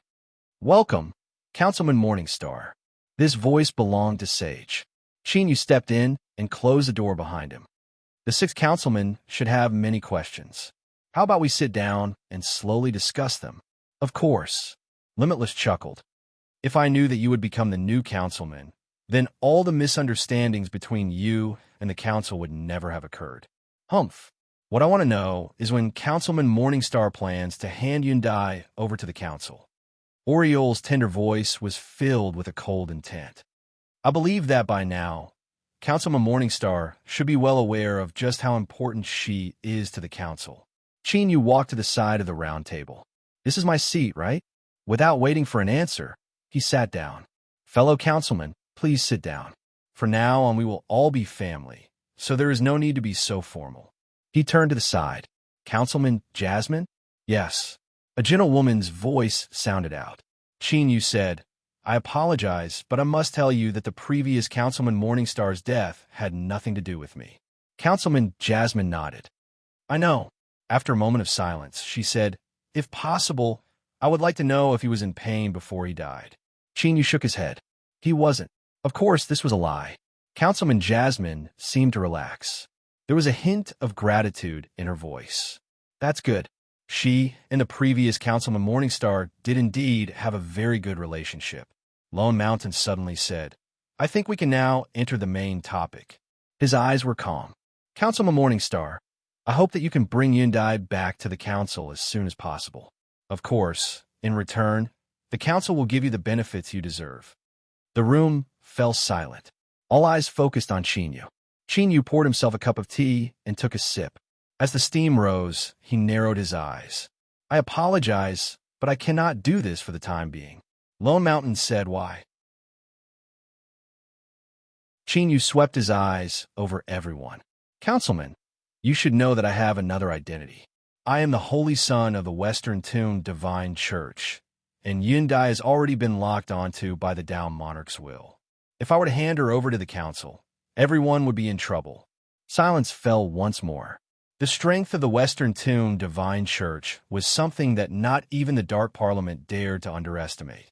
Moreover, it seemed that the Dao Lord who had been judged to have perished was still alive. Simply put, the reason that Chinyu gave was so strong that it left the Dark Parliament feeling dread. Oriole coldly sneered. Then, Councilman Morningstar, are you saying that it is impossible for Yundai to be handed over to the council? Chinyu lightly said, I did not say that. I cannot tell you the specific reason, but the Dao Monarch's goal is not the Book of the Chaos. After this matter is concluded, I will bring Yundai back to the council. But before that, I hope that none of you will act rashly, otherwise it will be difficult for me. He looked up, especially Councilman Oriole. There may be some grudges between us, but I do not wish for something similar to the Shadow World to occur a second time. Otherwise, I will not give up so easily. Believe me, even with the restrictions of the council's curse, it may not be able to stop me from doing some things. This was likely a threat. Moreover, it was a merciless and direct threat. Oriole was enraged. But when Chinyu erupted with strength in the Yellow Sand world, she had no choice but to believe that he did have the qualifications to do so. Later, through the indirect connection between the councilmen, they discovered that Chinyu's cultivation wasn't too formidable. But it was clear that he had some sort of explosive trump card that could allow him to possess tyrannical strength for a short period of time. This sort of eruption inevitably had a limit, but no one knew where this limit was. At the very least, in the battle at Dragon City, Chinyu had never fallen into a disadvantage. Enough, Sage said. For this matter, we will temporarily follow Councilman Morningstar's wishes.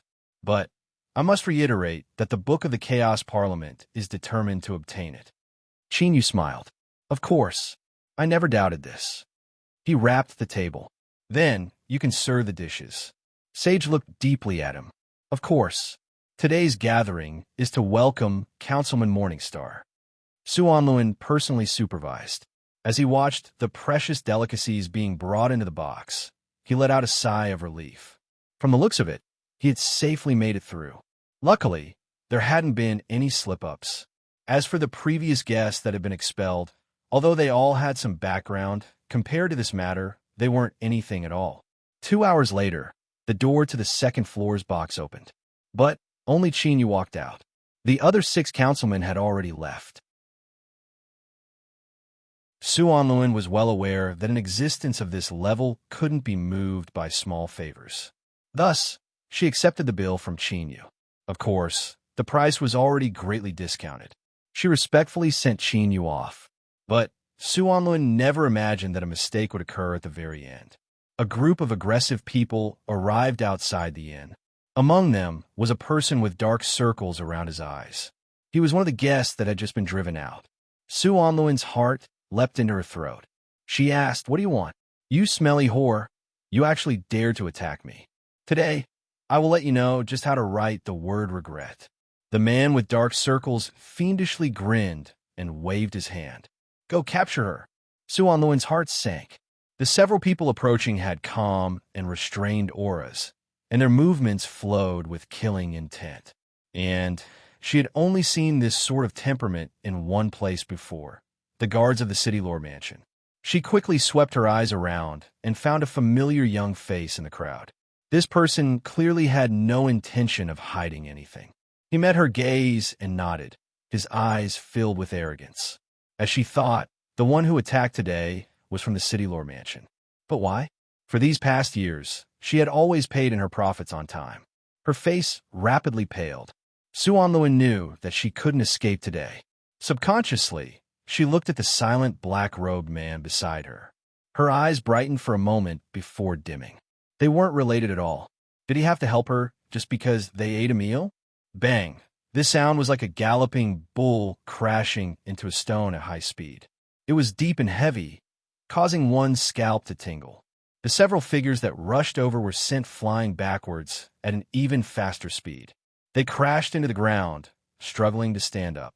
There was a deathly silence. In the crowd, the arrogant young man's eyes widened.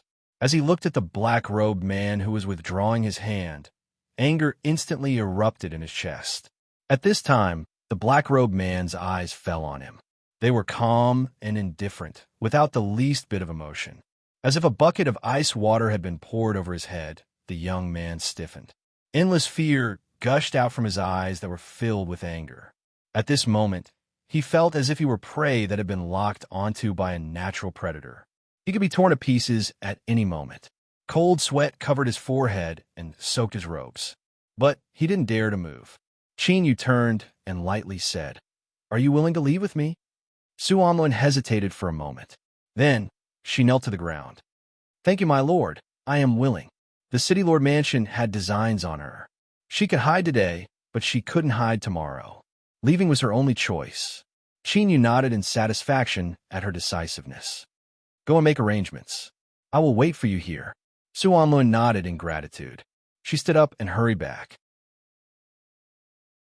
The black robes covered the shocked and awestruck eyes around him.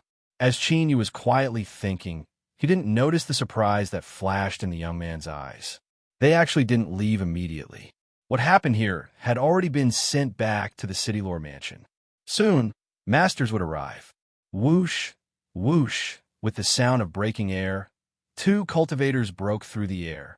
Powerful auras tumbled around them, causing the crowd below to stir. Then, they fell into a deathly silence. The City Lord Mansions exulted. Many people recognized them and were suddenly enlightened. No wonder they dared to attack Suanluan. It was because they had been incited by the City Lord Mansion. They didn't know the reason, but there was one thing they were sure of. This black-robed cultivator was about to suffer. These 2 exalted from the City Lord Mansion were second only to the City Lord in strength, and they were both famous masters. If these two people attacked, how could he resist? Who dares? The exalted on the left spoke up in a low voice. But just as he began to speak, he swallowed back the rest of his words. The black-robed man on the ground looked up at them. He didn't say a single word, and there wasn't the least bit of his aura surging. But the two exalted felt as if a mountain was pressing down on their chests, making it difficult for them to even breathe. Su Onlun quickly stepped out. As she saw this strange scene, she paused for a moment, a bit more awe in her eyes. "My lord, I'm ready." Qin Yu turned. "Then let's go." One in front and one behind, the two people left the crowd and vanished from sight. It was only at this moment that the two exalted seemed to come back to life. They gasped for breath, unable to suppress the fear on their faces as they looked in the direction they left. After leaving Salunda City, they hurried on the road for several days. Su Onlun thought for a long time. Besides her body, there clearly wasn't anything else that this lord would take a liking to. But Qin Yu didn't say anything. She didn't know what he was thinking. After hesitating for a long time, she clenched her teeth and made a decision. That night, Su Onlun knocked on Qin Yu's door. She stripped herself clean and walked towards him with a flushed face. Qin Yu looked at her nearly perfect naked body, his expression calm. "I have my own reasons for helping you. It isn't what you think. Put on your clothes and leave." Su Onlun was stunned. "My lord, I don't want to say the same words a second time." Su Onlun hurriedly put on her clothes and left. The next day when they met, Qin Yu's expression was the same as before. It was only after some time that she gradually calmed down. Several more days passed. Just as he said, Qin Yu didn't show any interest in Su Onlun at all. This allowed her to let out a sigh of relief. But at the same time, she couldn't help but worry. She didn't know why Qin Yu had saved her and where he was taking her. A month later, standing outside the towering Western Hill Divine Palace, Su Onlun looked at the countless devout worshippers around her. A trace of panic flashed in her eyes, but she forcefully suppressed it. Qin Yu looked away. He lightly said, "Let's go." He stepped forwards. Amongst the worshippers, a man and woman walked forwards in silence. They were particularly conspicuous. The sharp eyes of the Western Hill Guards had already locked onto them. When Qin Yu passed through the crowd of worshippers and was about to step onto the pure white divine path that led deep into the Western Hill, a cold shout sounded out. "Halt!" A group of Western Hill Guards surrounded them, their eyes icy cold. "Those who attempt to blaspheme the divine path will be punished with a felony. Seize them." Su Onlun panicked. Everyone knew how strong the Western Hill was, but what happened next caused everyone's eyes to widen. Qin Yu lifted a hand, and a gentle holy light gushed out from his body. It was pure and transparent, filled with a faint majesty. A knuckle-sized saint spirit appeared, constantly singing and praising him. A warm and gentle aura warmed the hearts of those who heard it. Dong, dong. Within the towering divine palace, deep rumbling sounds rang out. These were the 108 temples, all of them expressing their respect to the incarnation of the ruler that walked the world. The quiet divine path suddenly emitted light. White lotus flowers appeared, and the singing of the living beings became increasingly bright and cheerful. The surrounding Western Hill Guards fell to their knees, their heads touching the ground in deep worship. "We have no intention of offending you. We humbly ask for your forgiveness." The stunned worshippers finally regained their composure. They all revealed fanatical expressions as they gathered from all directions. "My lord, please bless us. I came tens of thousands of miles in hopes that I could hear the will of God with my own ears. My lord, please grant us glory and allow us to bathe in God's grace." Amidst the chaos, none of them dared to approach within 30 feet of Qin Yu. With Qin Yu as the center, they all knelt to the ground, constantly worshiping him. "You are eternal. You are nirvanic. You contain all things. You are summed up as one." Qin Yu spread out his arms, embracing the world in front of him. In front of the supreme ruler, all believers are equal. I hope that his light will bring us true peace.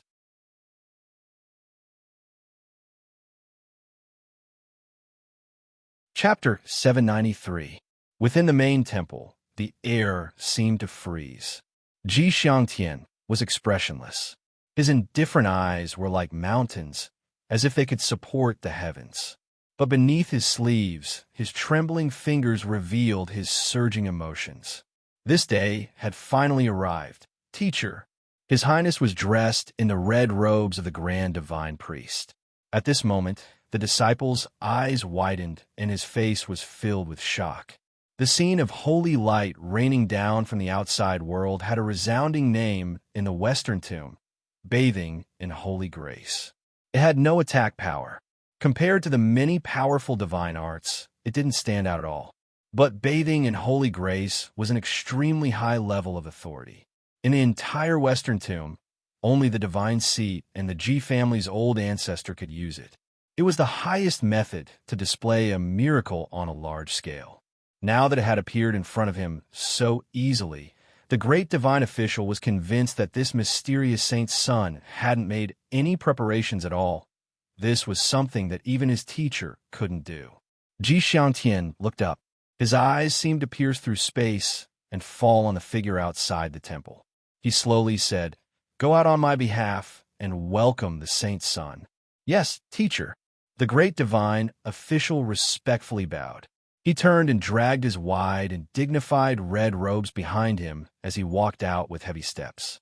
He sighed inwardly.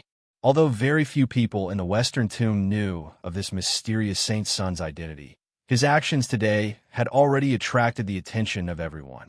If he really wanted to seize the authority of the Western tomb, he clearly had the qualifications. Moments later, amidst the worship and praise of countless believers, Qin Yu brought the stunned Su Onluan into the temple behind the red-robed great divine official.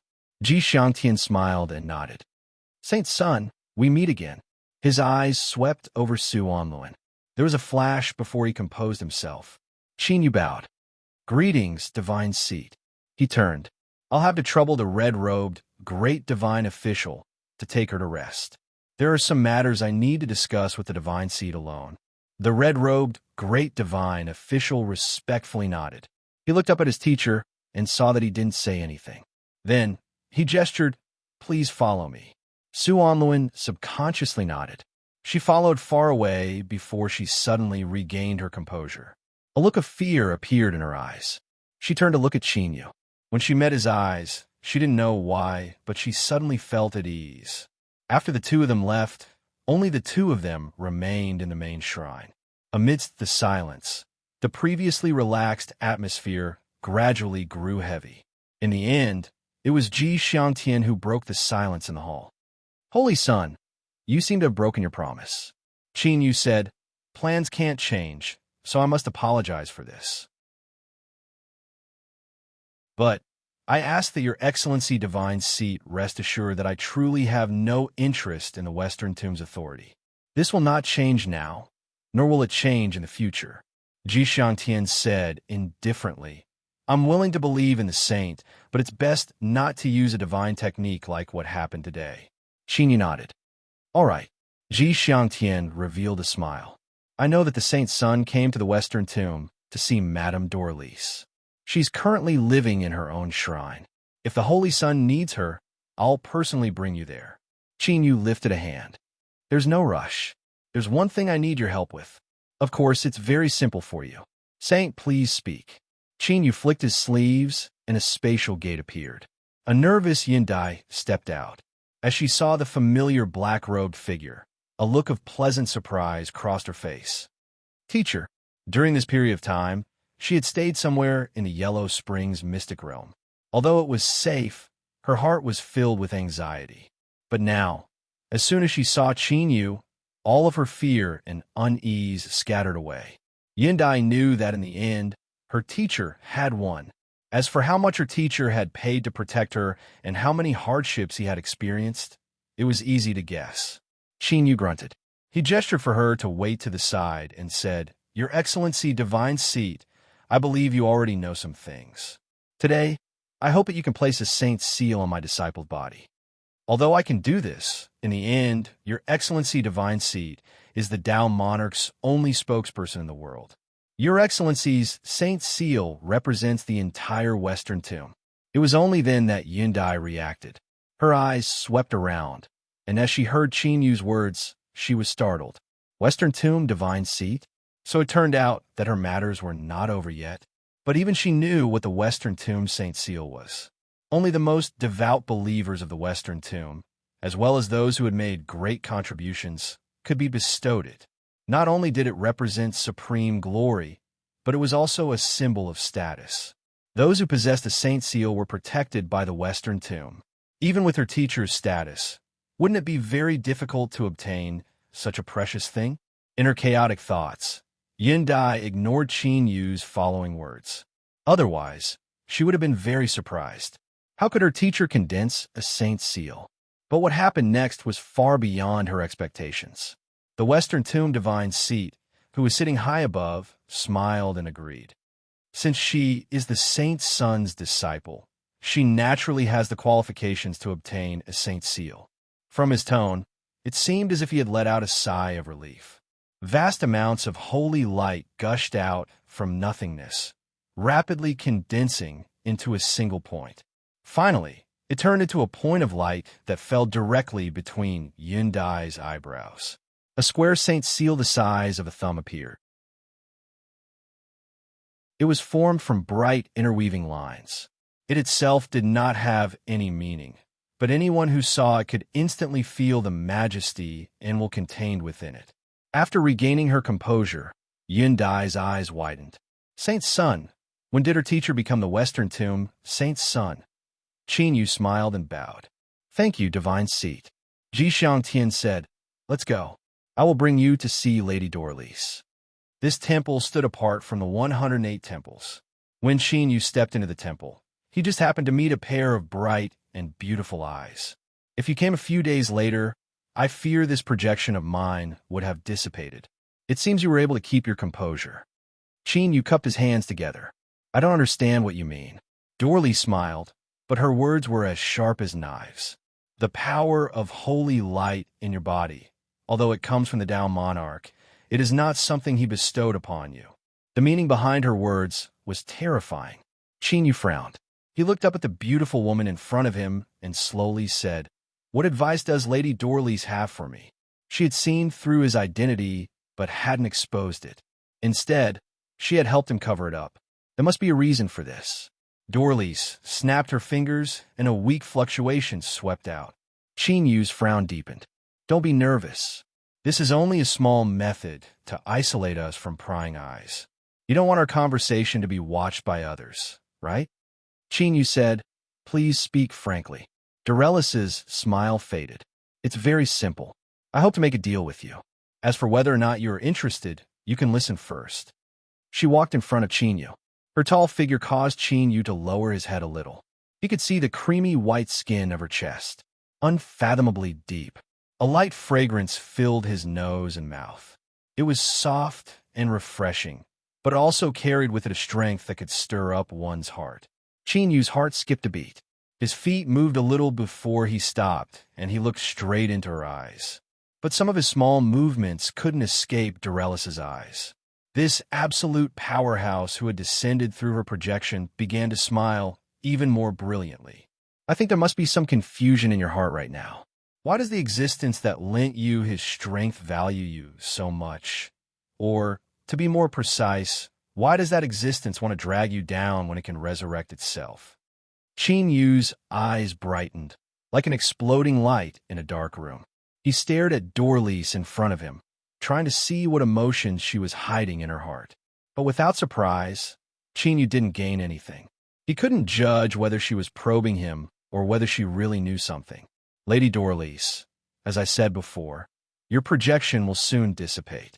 So if you're truly sincere, then let's get to the point. Dorlice's smile froze for a moment. A look of appreciation appeared in her eyes. For you to be able to maintain your composure even at this moment, I feel much more confident in our cooperation. She snapped her fingers. In order to express my sincerity, I will first state my demands and position. As you can see, I am attached to His Excellency Tao Monarch. In other words, I am the god that West Tomb spoke of. Although this isn't the truth, it is very troublesome to explain. You can think of it that way for now. You should already know that a long time ago, in this world, there was a battle between two super powerhouses. Although the result was that the one behind you was defeated, His Excellency Tao Monarch was also severely injured. Moreover, that one left behind a contingency plan in his body, causing a great problem for His Excellency Tao Monarch. His Excellency Tao Monarch is still alive, but he has fallen into an endless slumber. He might awaken and return, but he might also dissipate forever in his slumber. As an ambitious woman, I hope to replace His Excellency Tao Monarch's position. So, for me, his eternal slumber or even his disappearance is the best result. I cannot explain the specifics for now, but if that one behind you resurrects, there is a high chance that His Excellency Tao Monarch will also awaken. This is in conflict with my interests. Now, you should understand my position. Qin Yu's thoughts raced. He slowly nodded. Very good. I like to make deals with smart people. It saves me time and effort. Dorlice brightly smiled. Then, let's talk about your problem. About that one behind you, it is best not to mention his name or even his race code. Once one reaches their boundary, it is likely that they will directly sense him and cause my little shielding methods to fail. Now that I think about it, in that great war of the past, the defeat of that existence behind you is likely a scheme from start to finish. Through his death, he avoided the calamity of his race. You should know this, right? Seeing Qin Yu nod, Dorlice continued to speak, her face full of praise and admiration. Perhaps someone as wise and powerful as His Excellency Tao Monarch didn't discover that he was being used from start to finish. That existence played an exquisite cicada shedding its carapace and borrowed His Excellency Tao Monarch's hand to safely survive until now. In fact, that existence has already taken a step forward and begun to steal His Excellency Tao Monarch's great Tao. Of course, that existence's most exquisite preparations were made by you. I still don't know what method he used to calculate your arrival, but it is clear that he was already prepared. Thus, even though that existence could have resurrected, he was still waiting until you arrived. Dorlice moved even closer. Qin, you could clearly feel the warm breath she exhaled from her nose and mouth. A soft whisper echoed in his ears. Because that existence is waiting for a perfect mortal body that can allow him to transform and take another step forward, and his goal is you. A chill gushed out from the depths of his heart, instantly sweeping through his entire body. Qin Yu stiffened. Although this was only Dorlice's side of the story, the fear and unease that had always existed in his heart caused Qin Yu to believe most of it. And besides that, there was another small detail. From the very start, the ancient never asked for Qin Yu's name. Perhaps he didn't care, or perhaps things like names were meaningless in the eyes of the ancient. Or perhaps in his eyes, Qin Yu is only the only descendant of the ancient race left in this world. Besides that, there was no need to attach any symbol to his name. But in Qin Yu's eyes, this represented a kind of disregard. Dorlice moved forwards a bit more. From afar, it gave off the feeling that she and Qin Yu were a pair of intimate lovers hugging each other. It looks like you've already realized something. You really are a smart little fellow. You've helped me save a great deal of time explaining. Then, do you want to accept my deal now? Qin Yu was expressionless. At such a close distance, he could even feel the soft rubbing against his chest. But his eyes remained calm, without the slightest ripple of emotion. Why should I believe you? Dorlice smiled.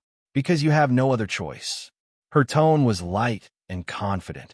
I believe you have already discovered that ever since you met that existence behind you, you have become a puppet with a mind of its own. Even though you feel fear, you don't dare to reveal any of it. And what is even more terrifying is that even though you want to get rid of him, you can't find chance. You can only follow his will step by step. And in this world, I'm the only one who can help you escape from that existence's shadow and regain your freedom. Qin Yu was silent for an even longer time. As Dorlice's smile brightened, he suddenly took a step back, putting some distance between them. He lightly said, "You are not human." Dorlice furrowed her eyebrows. Chinyu continued to say, "You are only a projection that has crossed countless spaces and arrived from trillions of miles away. To be more accurate, you are a projection that has exhausted all of your strength and could dissipate at any moment. Even if everything you say is true, you cannot help me in your current state." His tone changed. "Moreover, I admit that everything you said is likely true, but there is a possibility that you are deceiving me. After all, you are the Tao Monarch's follower, and I am a descendant of that existence. Relatively speaking, my relationship with that existence is much closer. And for the time being, it seems that he has no intention of plotting against me. Instead, he has helped me a great deal." Dorley slightly said, "What do you want?"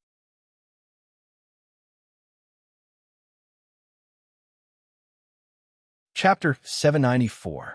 Dorelis's eyebrows relaxed, and she revealed a seductive smile. "You finally believe my words." She approached Chinyu once more. As he was about to retreat, she tugged at his clothes. "You're not even taking advantage of me?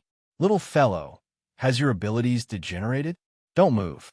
These words can only be spoken in my ear, otherwise it's likely I'll be detected. Otherwise, do you really think that someone as cold and aloof as this big sister would take the initiative to stick to you?" Chinyu was expressionless. "If I call you big sister, I fear I'll mess up our seniority," respected Lady Dorlys. Dorlys clenched her teeth, and her chest heaved up and down. "You want to anger me and make me reveal my true feelings? Little fellow, your methods are far too naive for me." Chinyu lowered his head. Their gazes met, and his voice was calm. "What I said is the truth. You're ruthless." Dorlys took a deep breath, and the smile on her face completely vanished. She hatefully said, "I will prove it to you, but remember what happened today. In the desert world, you obtained an ancient's heart. If I'm right, it should still be with you. I have a way for you to truly obtain its strength." Chinyu coldly said, "This is your proof? Even if you can do this, that person won't just stand by and watch. I really suspect that you're trying to sow discord between us so that you can continue working for the Tao Monarch." Dorley said, "Don't worry. Since I said this, I naturally have confidence I can hide it from the senses of that person behind you." She moved even closer and wrapped her arms around Chinyu's neck. "Relax. If possible, I also don't want to get close to a hateful brat like you. What happens next will directly involve that person, so we have to be more careful." Her voice was low, and her soft and moist breath brushed against Chinyu's earlobes. His nose and mouth were filled with a faint sweet scent. Chinyu suddenly discovered that his heartbeat began to accelerate. Some random thoughts uncontrollably gushed out from his heart, causing his breathing to become heavy. Dorlys chuckled. She blew into Chinyu's ear. "Little fellow, I take back what I said before. You don't seem too honest. All right. Let's get down to business. The person behind you is extremely ambitious. Not only does he want to use you, Tao Lord, to escape, but he also wants to seize your Tao Lord's Tao. The power of holy light in your body was bestowed by that person, so you should know this. And what I'm going to use is a portion of the Tao Lord's grand Tao that he has already acquired. Don't look at me like that. I'm an ambitious woman, and I've been quietly making my moves during the years that the Tao Lord has been asleep. Thus, even though I'm far inferior to that person behind you in terms of absolute power, it shouldn't be too hard for me to use the portion of the grand Tao I control to scheme against him." Chinyu was silent for several breaths of time. "How confident are you?" 60%. Dorley said, "Believe me, this probability is already very high. There is no such thing as a free harvest in this world, right? If you want to obtain it, you will have to take some risks, and compared to what you can obtain, these risks are not high." "Humph. If I fail, I'll probably die. Is the risk very low?" Dorelis' eyes flashed. There is a way to increase the chances of success if you are willing to help me." Chinyu lightly said, "Speak. When you came to the Western Tomb today, you brought a woman with you. Coincidentally, her body is very compatible with mine." Dorley smiled. "If you are willing to temporarily let me borrow this beautiful young lady's body, I have 90% confidence that I can shield you from that person's senses and allow you to truly grasp the ancient's heart." Chinyu frowned. He never thought that Dorlys would make such a request. There were two reasons why he brought Su Onlun away from Selena City. One was that half of the giant spirit bloodline flowed through this woman's body. After seeing a true giant spirit, Qin Yu wouldn't be wrong about this. The other reason was that Qin Yu had already discovered that Su Onlun had an extremely strong affinity with the power of holy light. Although he didn't know what use this affinity had, he just happened to meet her before he went to the Western Tomb. With a thought, he decided to bring her with him. He never thought that this thought would lead to this place. Seeing Qin Yu remain silent, Dorlys thought for a moment and said, "Don't worry, I guarantee that I won't harm her. Moreover, as my projection, she will obtain some benefits." Qin Yu looked up. "I agree. Since he saved Su Onlun's life, he would let her repay him with this." An hour later, in Dorellis' subordinate temple, Su Onlun's eyelashes moved as she lay on ground. She slowly opened her eyes. Faint traces of white holy light appeared in the air, constantly gathering and fusing into her body. She took a deep breath and her full chest rose high. Then, she revealed a bright and beautiful smile. "This body is more useful than I thought." Holy light lifted her up from the ground. He looked at Qin Yu and faintly smiled. "Little boy, I didn't expect you to be such a good person who knows how to take care of women." It was clear that after borrowing Su Onlun's body, she had also obtained her memories. Qin Yu ignored her teasing. "When can you make your move?" "I'm not in a hurry." Dorlys smiled. "With this body, my projection strength can be replenished. The more preparations I make, the greater my chances of success will be. Don't worry, I won't burn the bridge after crossing the river. You also don't want to take unnecessary risks, right? 3 days, at most 3 days from now, I can help you control it." It seemed that what this woman said before, that some words could only be spoken in his ear, wasn't complete nonsense. Qin Yu turned and walked away. "I will come back in 3 days. Wait." A fragrant wind blew past him. Dorlys drew close to Qin Yu and hugged him. This time, it wasn't an illusory projection.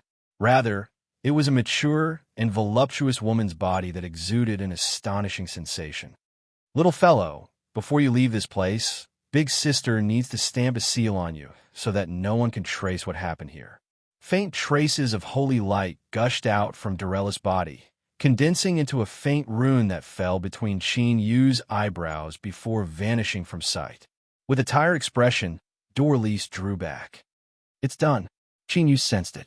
Through the holy light in his body, he could clearly feel that this rune wasn't harmful at all. It was only concealing some of his aura. "Teacher, are you all right?" Yin Dai hurried over. As she approached Qin Yu, there was a trace of worry on her face. There was also a trace of sadness in her eyes. Qin Yu was thinking about Dorlys, so he didn't notice this. He nodded and said, "I'm fine. Let's go." Since they were going to stay in the Western Tomb for several days, they had to negotiate with Ji Xiangtian to prevent this Western Tomb divine throne from thinking too much and causing unnecessary trouble. "Yes." Following behind, Yindai looked at her teacher's back. A sweet scent lingered in her nose. This was the fragrance of a woman. And this scent was exactly the same as that of the woman who had been called into the hall just now. "Teacher, how could you be like this? I was clearly the one who did it first. This is too excessive." Yindai looked down at herself. Although she wasn't as big as that woman, her size was still considerable. Why did teacher take a liking to her? "No, I can't watch helplessly as teacher is stolen away. Since teacher isn't truly uninterested in women, I still have a chance." Yindai clenched her teeth and made a decision. The negotiation with Ji Xiangtian went smoothly. Perhaps because Ji Xiangtian thought it would be easier to control Qin Yu, he asked the Western Tomb Divine Throne to stay for several days. Of course, Qin Yu didn't live in the Saint Sun's divine palace. Rather, he chose a remote and quiet temple as his temporary residence. To this day, his existence was still a secret to most people in the Western Tomb. Thinking about it, Ji Xiangtian should be satisfied with his tactfulness. Night fell. A coolly dressed Yindai knocked on her teacher's door. After a moment, with a series of violent coughs, she was pushed out the door. "Pa." Looking at the closed door, Yindai's flushed face was filled with an unyielding will. She gripped her fists and thought to herself, "Teacher, I will not give up." As Qin Yu was bitterly smiling in his room, having a headache over his disciples' strange thoughts, a team passed through a transmission gate and entered the Western Tomb. Although Ji Yin repeatedly said that there was no need to be too formal, the Shadow Clan still flashed their banners and went to the Divine Palace in accordance with the rules. In a long line of people, in a gorgeous carriage, Jolie wore a long dress embroidered with dragons. Her hair was tied up in a bun, and she looked straight ahead. Her aura was formidable, like that of an empress. She came with the greatest sincerity of the Shadow Clan, hoping to form an alliance with the Western Tomb. As for a common goal, Jian had already vaguely told him that the mystic realm that Qin Yu entered contained a great secret of the Western Tomb. If so, then Ning Qin, who was behind all of this, would definitely become an enemy of the Western Tomb. This was already enough. Qin Yu began to cultivate.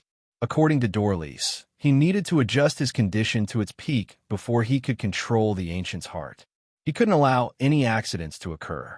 Although Qin Yu didn't trust this woman too much, there was one thing she was right about. He had no other choice: to believe in her or to be manipulated by the ancient. Qin Yu would certainly choose the former. 3 days later, he would attempt to take the first step and control the strength of the ancient's heart. He hoped that there wouldn't be any accidents on this step. As he entered a deep meditative state and began to cultivate, the silent purple moon in his soul space that had been because of the arrival of the ancient's consciousness began to shine. In the next moment, 3 figures appeared in a space where a purple moon hung high in the sky. "This is Big Sister Purple Moon's domain?" Mei Mei curiously asked. The woman formed by the blue sun revealed her true appearance for the first time. Her figure and appearance were extremely similar to Purple Moon's. Without expression, she lightly said, "Purple Moon, what do you want to do?" Purple Moon lowered her head. "I don't trust that woman Dorlease, including every single word she says." She looked at the blue sun. "I know that you don't want to interfere in such a dangerous matter. But even if you and I can be reborn, after we leave Qin Yu, how many chances do you think we will have to truly escape the shackles of the river of time?" The blue sun said in a low voice, "You should understand that if we do anything, our auras will be sensed. The consequences will be hard to predict." Purple Moon said, "I have already thought this through." She looked up at the purple moon in the skies. Dorlease's words are correct. There are no gains in this world for free. If you want to obtain something, you must first pay the price. If we choose to retreat at this time, then what reason does Qin Yu have to help us return in the future? You should know that this is not an easy matter. The blue sun fell silent. After a long time, she slowly said, "I will believe you this once." Mei Mei blinked her eyes again and again. "Big sisters, what are you talking about?" Purple Moon gently smiled. "There are far too many things that a child doesn't understand. You just need to remember to follow us and do this together. You really can't do without this." After all, out of the 3 of them, only Mei Mei had a true body. After the ancient race's consciousness arrived, the 3 Qin family beauties had fallen silent. After a long period of silence, they finally decided to make their move. This time, they decided to play a big game. If they lost, they would have to return to where they came from.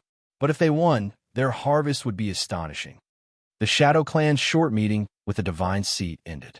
It was unknown where some well-informed people found out about the relationship between the Shadow Clan Saintess and the young master. The Western Tomb Internal Affairs Division didn't dare to be careless. They had already arranged a suitable residence.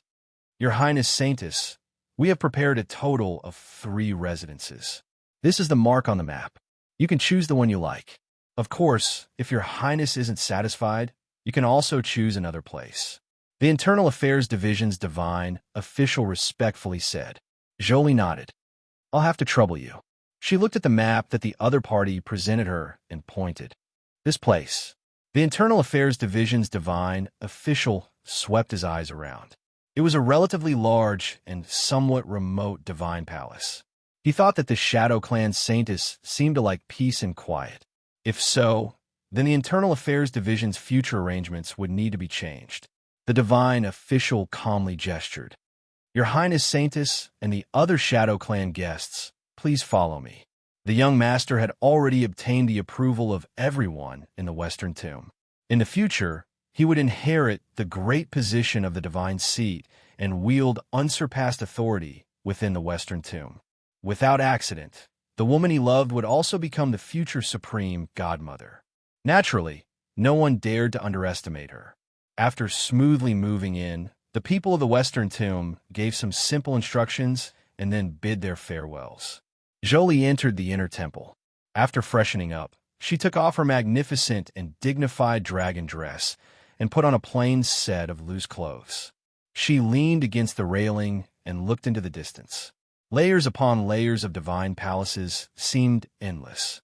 This was the Western Tomb. It was known as the most powerful influence in the world. It ruled endless territories and had hundreds of millions of devout believers. Seeing it today, it truly lived up to its reputation. Moreover, that divine seat was unfathomably deep. Even with her current boundary, she couldn't sense his depths at all.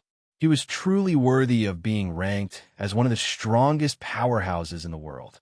If he could make a move, then no matter how strong Ning Qin was, he would die without a doubt. But if she wanted to move the divine seat, she feared that wouldn't be easy at all. As she frowned, a figure flashed in the distance. Zhou Li's eyes widened, but when she looked again, she couldn't find him, as if what she saw just now had been nothing but an illusion. Frowning, Zhou Li turned and called for a maid. She whispered some orders. Soon, the Shadow Clan member who went out to inquire reported back. There was indeed an honored guest living in that divine palace. It was rumored that he was some great figure from the Western Tomb. Zhou Li nodded and sent him away. She sighed inwardly. Since he was someone from the Western Tomb, she must have been mistaken. As expected, could it be that even now, she still held onto a faint illusion? Zhou Li, you must wake up a bit.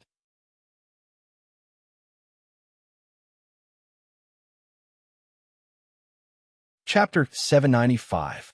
The chief seat of judgment hurried over and bowed in front of the main god's palace. Great God, why did you summon me here?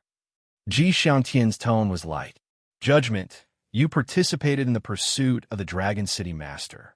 I presume you already know that my church's new holy son has arrived in the Western Tomb today. The chief judge nodded. Yes. Ji Xiangtian said, the new saint has a mysterious background. Even though he has been acknowledged by the Tao Lord, I still feel uneasy. The chief seat of judgment frowned. What do you mean? As the Lord Taoist spokesperson in the world, I will never allow his glory to be tarnished. Therefore, we must find out the Son of Saint's background as soon as possible. Ji Xiangtian raised his head. Therefore, I need you to do something about this matter. The chief judge nodded solemnly. Okay. As a devout fanatic, he did not doubt the words of the great divine priest at all.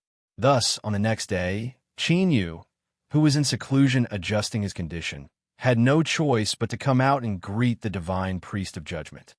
Your Highness, we parted in a hurry that day. This old man still has to apologize when we meet again today.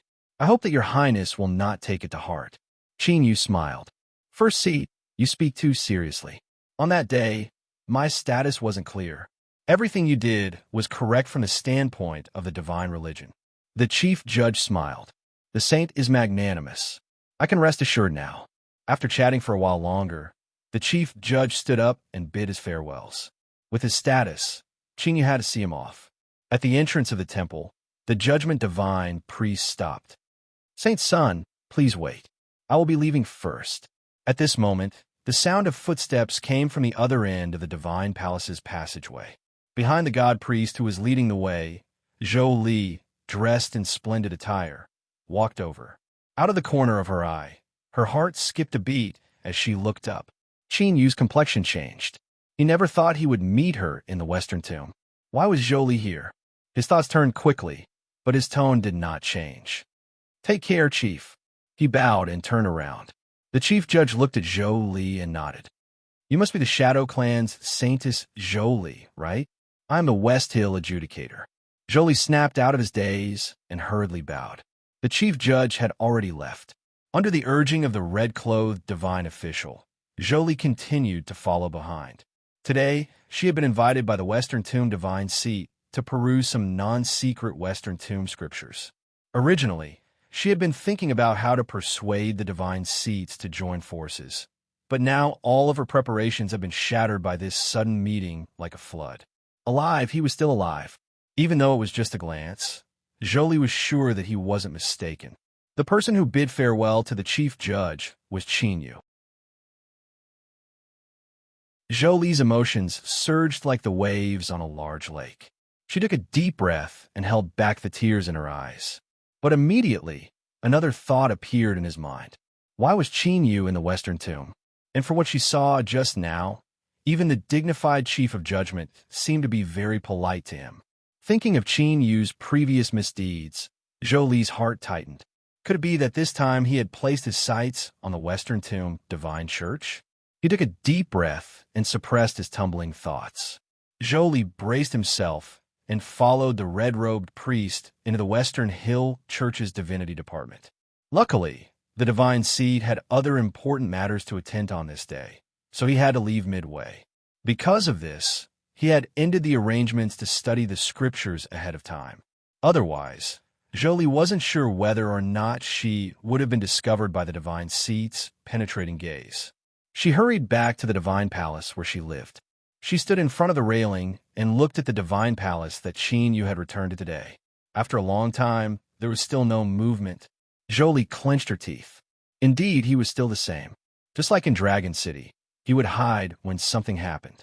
Chinyu sat on a comfortable sofa within the Divine Palace.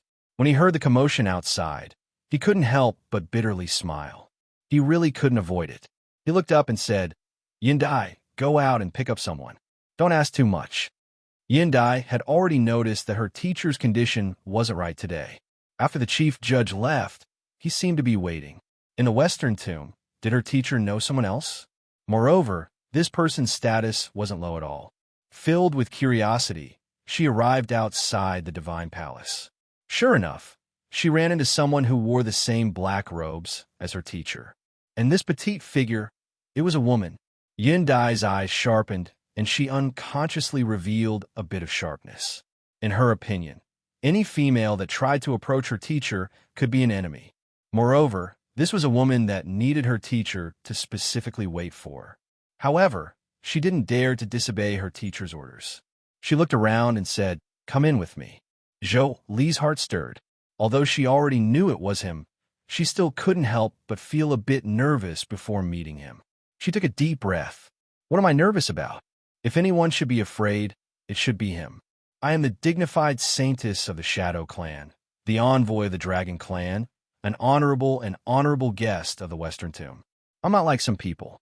Once their identity is exposed, their fates will be miserable. Thinking of this, Jolie was filled with confidence. She followed behind him into the temple.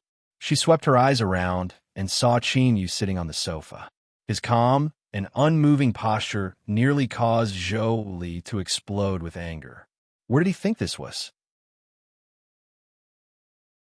Who did he think he was? The Western Tomb. The Grand Western Tomb, one of the world's most powerful influences. It was even more formidable than the 7 great sects combined. He actually dared to come here to swindle others. Did he really think he wouldn't die? Fine, even if his luck was good, there would always be a time when luck was unreliable. What would he do at that time? Thus, Jolie stood in front of him, silent. But beneath her black robes, her eyes were fierce and aggressive, as if she wanted to exterminate him. "Cough, you came in truth. You shouldn't have come." Chinyu inexplicably felt a bit guilty. Jolie coldly sneered. "Haha, are you afraid that if I come to see you, others will discover you and find a flaw in your disguise?" She clenched her teeth and roared.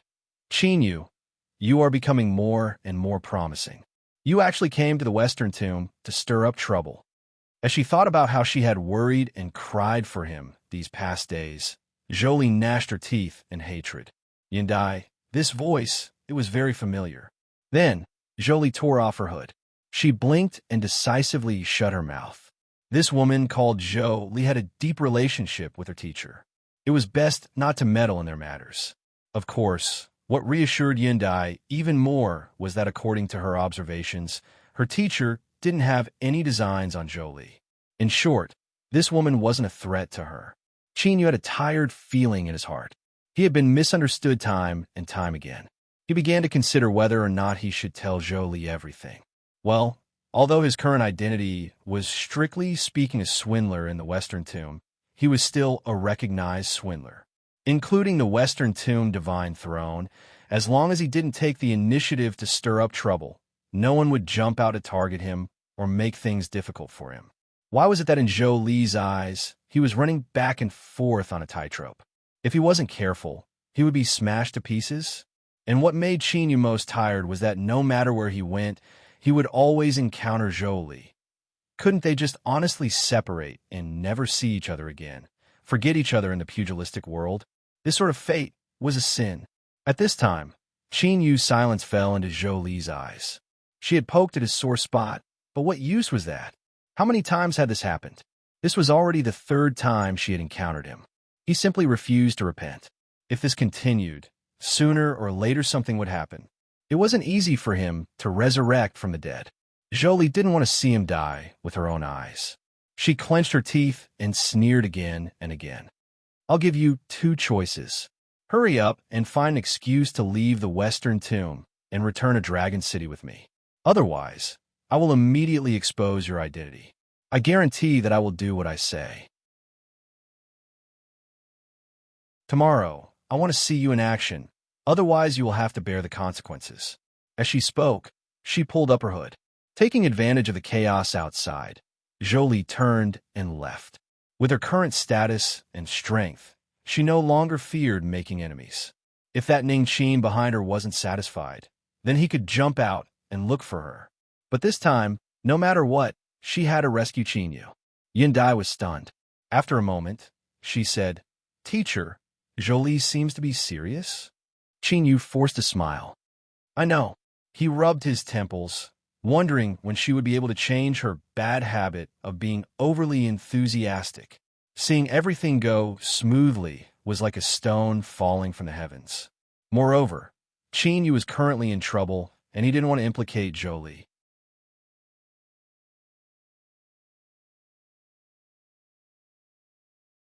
Chapter 796. Main Divine Temple. The red-clothed divine officer respectfully bowed. Divine Lord, we have followed your will. We discovered that the Shadow Clan Saintess took advantage of the chaos to enter the divine palace. She stayed there for some time before leaving. Indeed, his speculation was correct. This mysterious saint's son had a close relationship with the Shadow Clan Saintess. Ji Xiangtian's eyes brightened. After several breaths of thought, he waved his hand. The red-clothed divine officer bowed and drew back. He stood up and paced back and forth in the grand divine temple. After a moment, he looked up and said in a soft voice, It seems that she really doesn't know your identity. Is this to prevent her from falling into trouble? But as the Western Tomb Saint's son, an existence that stands above all but one, how could she be so low-key? Let me help you. The next day, Qin Yu received an invitation from the Divine Lord in the Divine Palace. He followed the red-clothed divine officer and arrived at a massive temple. As he saw the dense crowd of people from the divine church, he realized that today was a very important sacrificial ceremony of the Western Tomb. Ji Xiangtian was cautious by nature and was filled with dread towards him. He wished that no one in the entire Western Tomb knew of the existence of the saint's son. So how could he publicly appear on such an occasion? Although he couldn't figure it out, since he had already arrived, Qin Yu calmly stood still. It was just that he wore black robes, and, as he stood amongst the many divine church officials, he was indeed eye-catching. He attracted many surprised and hesitant gazes. Not long after, with Ji Xiangtian in the lead, the high-level figures of the divine church arrived. Several saints and cardinal bishops glanced at Qin Yu. Although they didn't linger, it was clear that with their status, they already knew of his existence. Seeing Qin Yu, Ji Xiangtian only nodded, not saying a single word. This old fox was truly shameless. He had actually used this method to avoid introducing his identity. The sacrificial ceremony began. Although he had only started halfway, for better or worse, he had obtained the baptism of holy light and naturally grasped some basic knowledge of the Western tomb. Thus, Qin Yu soon understood the purpose of today's sacrificial ceremony. It was to commemorate the first time that the Tao monarchs will descended into this world and developed his first batch of believers. At that time, this world should have still been under the control of the ancient. Since the Tao monarch's first batch of believers had survived and even passed down his teachings, then the Tao monarch should have been a stowaway. Otherwise, with the ancient's temper, they would never have allowed him to mess around in their territory. Qin Yu's mind raced with all sorts of thoughts as he subconsciously recited along. This was an excerpt from an unclassified scripture. It expressed praise and respect for the Tao monarch. Almost all believers in the Western tomb could recite it backwards, and when they paid their respects, they would recite it several times. Even if it was just an ordinary piece of text, with a large number of high-ranking priests gathered together, as well as the divine thrones, saints, and cardinals taking the lead, it still produced an incredible change. A great amount of holy light surged out of the void, condensing into many huge shadows in this massive divine palace. They all knelt on the ground devoutly, expressing their utmost respect. Gradually, the chanting that reverberated in the hall became uniform. A sacred and majestic aura surged and reverberated continuously. Ji Xiangtian had a pious expression. He wore the robes of a divine throne and held the Western tomb scepter in his hand, perfectly playing the role of the Tao monarch spokesperson in the world. Gradually, holy light began to gather around his body. This was the Tao monarch's will, a gift to the most devout believers. With Ji Xiangtian's cultivation, this level of holy light was basically useless to him no matter how many there were. But this was still a symbol of his status. As the great divine priest of West Hill, he was like a sun that illuminated the world at this moment, and the saints, cardinals, and great priests around him were like stars that surrounded him. The eyes of countless priests gathered, revealing respect and yearning. Beneath the illumination of the holy light, feelings of submission and awe gushed out from the depths of their hearts. The grand priests continued to move outwards. The ordinary priests also began to gather holy light around them, but most of them were only a thin layer. In the current main hall, it was like a firefly under the brilliance of the Milky Way, not the least bit eye-catching. At this time, Ji Xiangtian, who was wrapped in a great deal of holy light, suddenly opened his eyes. His gaze inadvertently swept downwards. Because at this time, the range of the gift of holy light had expanded to the edge of the divine palace, where Qin Yu was. The orderly, grand, and dignified sounds of prayer spread out through a special array, enveloping the entire Western tomb divine palace. Looking at the endless holy light sprinkling down from the heavens above, the devout believers surrounding the divine palace knelt to the ground and chanted along with the surrounding divine officials. The red-robed divine official leading the way had changed from his previous calm and composed appearance. His pale face was flushed with excitement, and his eyes were filled with fanaticism. It seemed that if he wasn't in charge of leading the way, he would be kneeling on the ground right now. He quickly took 2 steps forward, his voice filled with pride and urgency. "We came a bit late. The divine throne and the others have already finished their prayers and will soon begin the gift of holy light. Honored guests of a shadow clan, please hurry up." Jolie furrowed her eyebrows. She had no interest in the so-called Western tomb sacrifice. There was only one thought in her mind. Even now, Qin Yu hadn't made a move. Did he really think that she didn't dare to expose him? If he really thought this, Jolie sneered inwardly. This time, she wouldn't be lenient. She would completely put an end to his suicidal actions. Finally, the great sacrificial ceremony arrived. As special guests, although they couldn't enter the main hall, they could still clearly see what was going on from the outside. Besides the Shadow Clan, there were also some people present. Jolie glanced around, looking away. Right now, She couldn't raise her spirits for anything else. But at this time, her eyes suddenly widened. This was because in the prayer hall, amongst the red-robed divine officials, there was a black that was extremely conspicuous. Why was Qin Yu here? What did he want to do? Zhou Li's thoughts were thrown into chaos. Although she had already prepared for the worst, that clearly didn't include being able to guarantee Qin Yu's safety if his identity was exposed during the great sacrificial ceremony. And it was obvious that today's great sacrificial ceremony was an important event in the Western Tomb. Beneath the black robes, Qin Yu furrowed his eyebrows. He seemed to sense something behind him, and he looked up. Then, their gazes met in midair. In the next moment, the holy light in the hall seemed to go crazy. It howled and gathered together. Tiny sacred spirits appeared. They surrounded Qin Yu, constantly cheering and singing.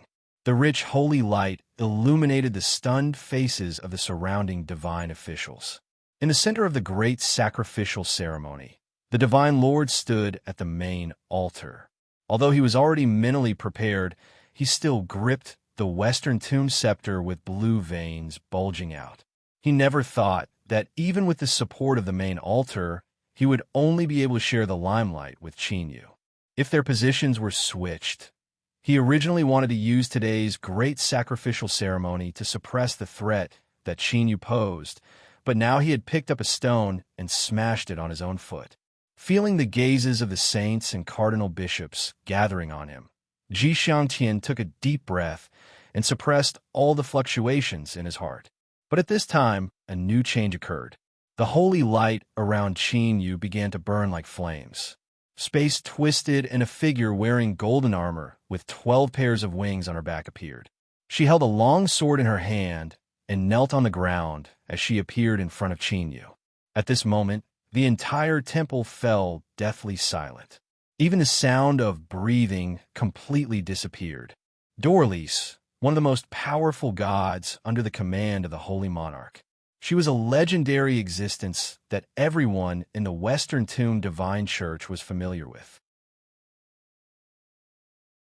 But now, her projection had actually appeared, and she was kneeling in front of this unknown black-robed man. And in the legends, the prideful Lady Dorlis would only kneel to the Tao monarch, as well as his spokesperson in the world, so the impact of this scene could be imagined. Even though the saints and cardinals already knew of this situation, they still felt their hearts shake. Ji Xiangtian's complexion paled. Outside the divine palace, Zhou Li's eyes widened and her mouth hung open. Her face was filled with disbelief. Just now, she had already determined that the person she saw was Qin Yu. In other words, the one standing in the divine palace, the one receiving the attention of everyone was him. But on the way here, the red-clothed divine priest who led the way had already excitedly told them some things about the sacrificial ceremony and the gift of holy light. The Tao monarch's most devout believer in the world was, of course, their great divine seat. But why was it like this? Just what did Qin Yu do? Even at this moment, she didn't think that Qin Yu had obtained the approval of the holy light because of himself. Zhou Li only habitually believed that Qin Yu was doing something, and that he was doing it during an important sacrificial ceremony of the Western Tomb. Indeed, this Qin Yu person was still walking down the road of death, as always. Moreover, the challenges he faced were becoming increasingly difficult. Did he really not fear death?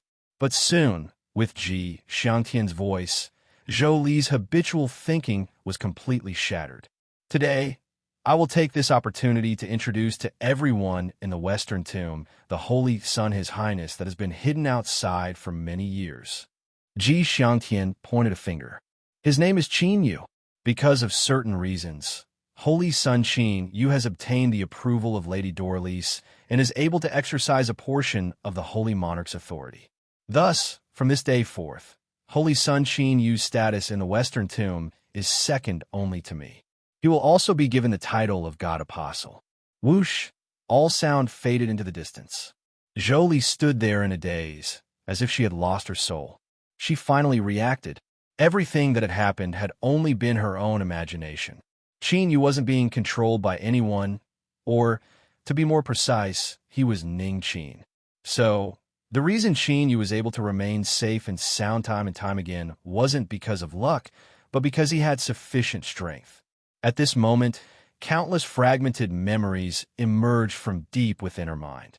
She thought back to when she was at Sky Declaring Pavilion and the strange expression on Feng Qing's face when she mentioned Ning Qin. She thought back to when Yin Dai sent her away and that strange feeling she had.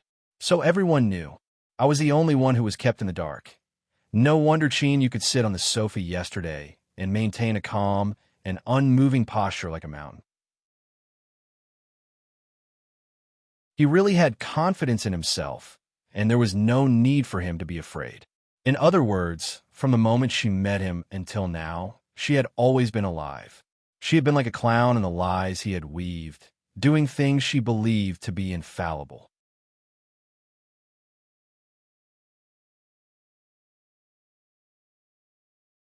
Chapter 797. Ji Xiangtian achieved his basic goal, which was to expose Qin Yu's identity. But even though he had the support of the chief priest position, he was still suppressed by Qin Yu in the gift of holy light. He had no choice but to take the initiative to help Qin Yu reveal his identity.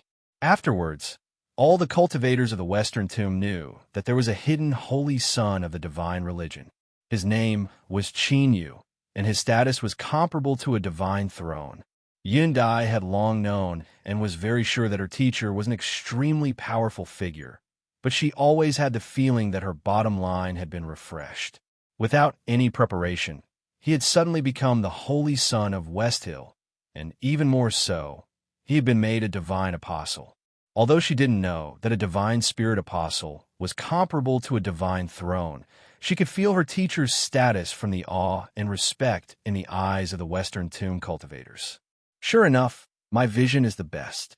With such a teacher, the pavilion closest to the water enjoys moonlight first. She absolutely couldn't give up. If she succeeded and obtained her teacher's protection, her life would be stable. She could even take revenge for the Ying family's blood feud. Her thoughts raced for a long time. By the time Yin Dai regained her composure, she had already followed Qin Yu back to his dwelling. Thinking about it carefully, she determined that this wasn't a good time to tempt him. Yin Dai spent a great deal of effort to suppress the thought of throwing herself at him. Seeing Qin Yu frown and his expression turn serious, Yin Dai thought for a moment and said, "Teacher, I seem to have seen Miss Zhou Li outside the offering hall just now." Qin Yu nodded, a cold chill in his heart. First, the chief judge had come to visit him and asked him to meet with Zhou Li.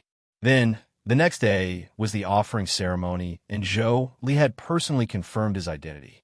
How could there be so many coincidences in the world? If there were, then it must be controlled by someone. It seemed that what he worried about had inevitably happened. Ji Xiangtian had confirmed that there was some relationship between him and Zhou Li. Perhaps Zhou Li's arrangements yesterday and her meeting with him were all within the Western Tomb's control. Was this a warning to him? With Ji Xiangtian's cunning methods, since he had already made his move, he must have made follow-up preparations. Seeing Qin Yu remain silent, Yin Dai said, "Teacher, although I don't know the specific situation, do you need to explain it to Miss Yin Dai?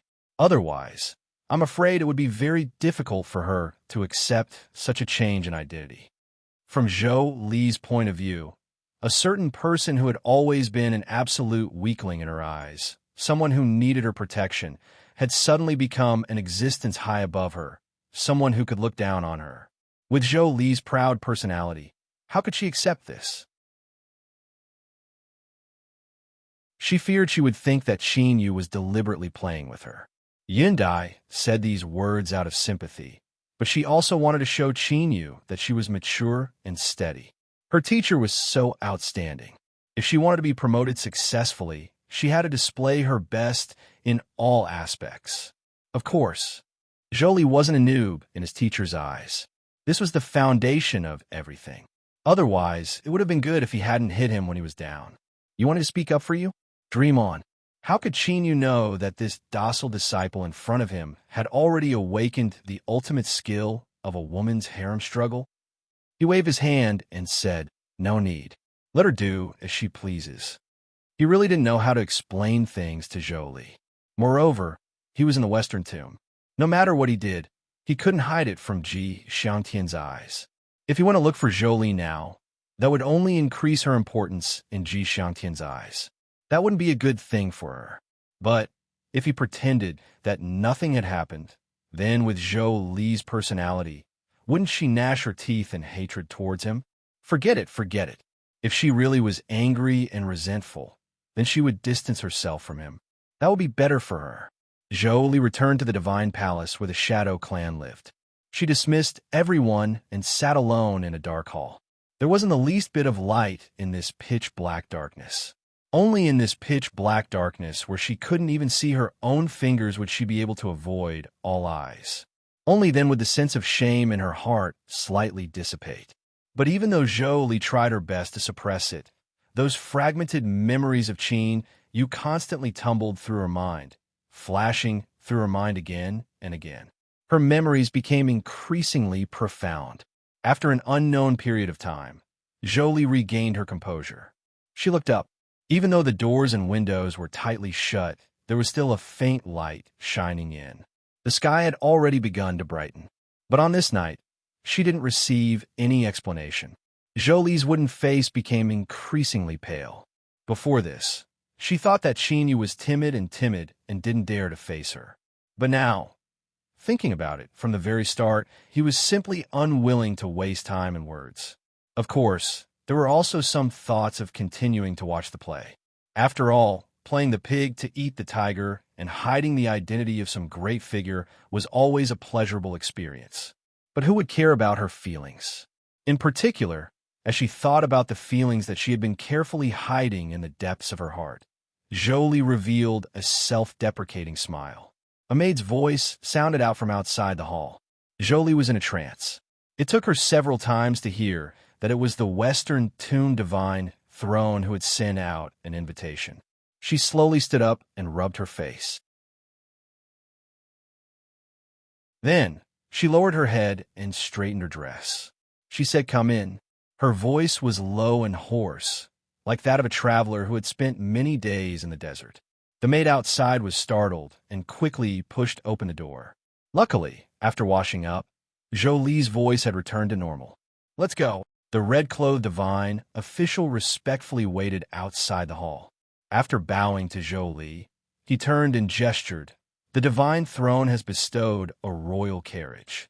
Saintus, please board." From the amazement in his eyes and the envy on his face, it wasn't hard to see that this was a great honor within the Western Tomb. But today, Zhou Li's mood wasn't too good. She didn't think too deeply about whether or not there were other meanings behind this. She nodded and stepped forwards. The carriage was lifted up. 108 Western Tomb warriors shouted out loud. The majestic, magnificent, and tall carriage was lifted up. Beneath the gazes of countless people, it slowly moved deeper into the Western Tomb. The main divine temple was the Divine Palace controlled by the Western Tomb Divine Throne. This was where the Tao monarch statue was placed. In the eyes of all the disciples of the Western Tomb, this statue held a supreme and sacred status. Besides a small number of people that had the qualifications to enter the main divine temple, this place was sealed off all year round. It was the cultivation area of the Divine Throne. But today, the main divine temple was opening for a rare occasion. Great divine officials and above were all granted special permission to enter. Everyone knew that some great event was about to occur in the Western Tomb today. The divine temple was quiet. The numerous divine officials were nervous. They didn't know whether or not this great commotion was related to Saint Sun Qin Yu. After all, throughout the entire history of the Western Tomb, in the last hundreds of thousands of years, there had never been a saint's son that had been bestowed the title of Divine Spirit Apostle. Moreover, in terms of obtaining the approval of the Tao monarch, it seemed that His Highness Saint Sun Qin Yu was above even the divine throne. Every time the divine officials thought of this, they would feel restless. They always felt that the Western Tomb would welcome a great upheaval today. At this time, the carriage arrived from afar. It stepped into the massive square in front of the main divine temple. The silk gauze couldn't completely block their line of sight. The numerous divine officials were able to clearly see the kneeling figure atop the carriage. The Shadow Clan's saintess? Why would she board the carriage and come here?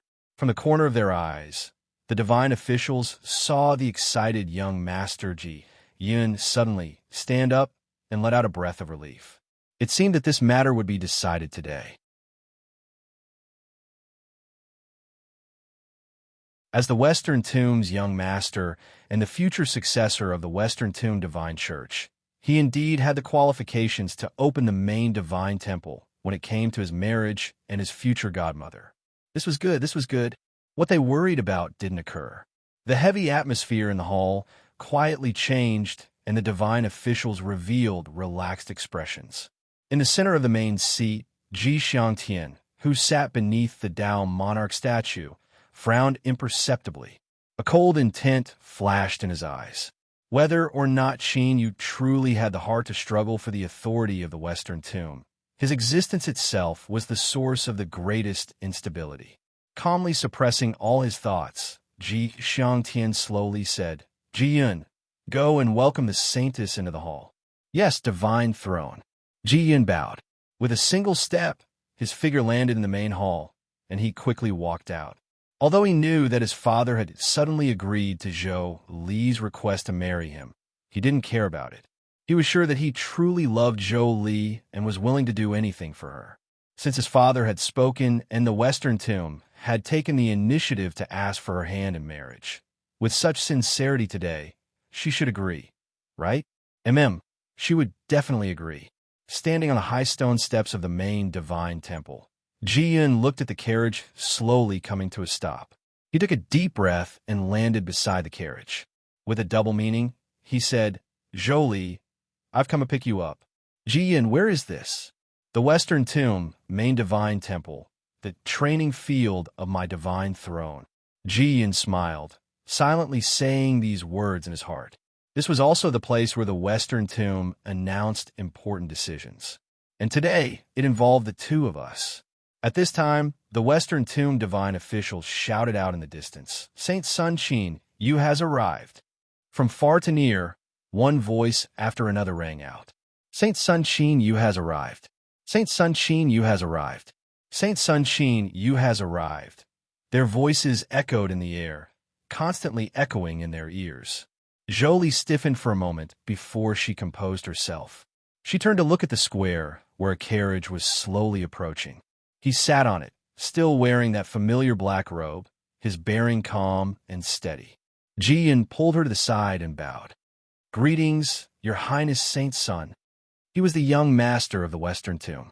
In the future, he would wield the authority of the Western Tomb, a position below only one and above everyone else. But facing Qin Yu, he had no choice but to bow on his own initiative. Otherwise, in the eyes of the Western Tomb divine officials, it would seem that he didn't know the proper etiquette. This was because this person was an existence that could stand shoulder to shoulder with his father, the current Western Tomb divine throne. Ji Yun was a bit worried that Zhou Li didn't know his identity. He said in a low voice, "This Saint Sun's background is mysterious. Even my father needs to treat him with caution and not forget his etiquette." Zhou Li paused for a moment, then nodded. She glanced at the imperial carriage that was approaching and slowly lowered her head. "You've seen enough of my jokes, and now the riddle has been revealed. Look at me, who once bared my fangs and brandished my claws in front of you, but now I have no choice but to bow my head. Do you feel proud of yourself?" The carriage approached, the carriage passed, and the carriage fell. Qin Yu stepped into the main divine temple. From start to finish, his eyes didn't move at all, nor did they linger on Zhou Li. Ji Yun furrowed his eyebrows. He suddenly felt that this Saint Sun's figure was somewhat familiar. Some time ago, he had been in seclusion consolidating his gains from his adventures. Today was the first time he had seen Qin Yu. But no matter how he thought about it, he couldn't connect this incomparably weak person to this Qin Yu in front of him. Shaking his head, Ji Yun suppressed these thoughts. He said, "Zhou Li, everyone has arrived. Let's go in." He paused for a moment. "Following this, if you find it difficult, you can refuse. I guarantee that the Western Tomb will not make things difficult for the Shadow Clan." As he finished speaking, he turned and walked into the main hall. Behind him, the absent-minded Zhou Li didn't clearly hear what he'd said. She clenched her teeth and followed behind. "Didn't you want to see me in a distressed state? Then I will satisfy you and let you be even more proud of yourself." At this time, Zhou Li's emotions were already completely extreme. But she didn't understand that the more she was like this, the more it showed that she cared. Within the temple, besides Ji Xiangtian, everyone from the Western Tomb stood up and bowed. Even the saints and cardinals bowed on their own initiative. Qin Yu returned to bow. He walked to the leftmost position and silently sat down. Ji Xiangtian glanced at him and smiled. "The saint's son has arrived. Today, I will publicly announce a matter that I hope to obtain the support of everyone in the Western Tomb." He lifted a hand and pointed at His Highness. "My son Ji Yun has grown up. In accordance with the ancestral calendar, I wish to confer upon him the title of Pope and allow him to inherit the throne of the Western Tomb in the future." The atmosphere in the main hall suddenly became heavy, like a taut bowstring that could snap at any moment. There was a deathly silence. The Ji family had ruled over the Western Tomb for generations. As a direct descendant of the current Ji family, it was natural for him to be conferred the title of Pope, but now there was an additional saint's son, Qin Yu. Besides the several saints and cardinals, the complexions of the divine officials in the hall changed. They never imagined that the divine seat would be the one to suddenly make a move. If Qin Yu expressed any objections, the consequences would be unimaginable. In the seat of honor, Ji Xiangtian had a gentle expression, as if he didn't feel the strange atmosphere in the hall. He smiled and said, "Saint's son, what do you think of my proposal?" Beneath the black robes, Qin Yu's voice was calm.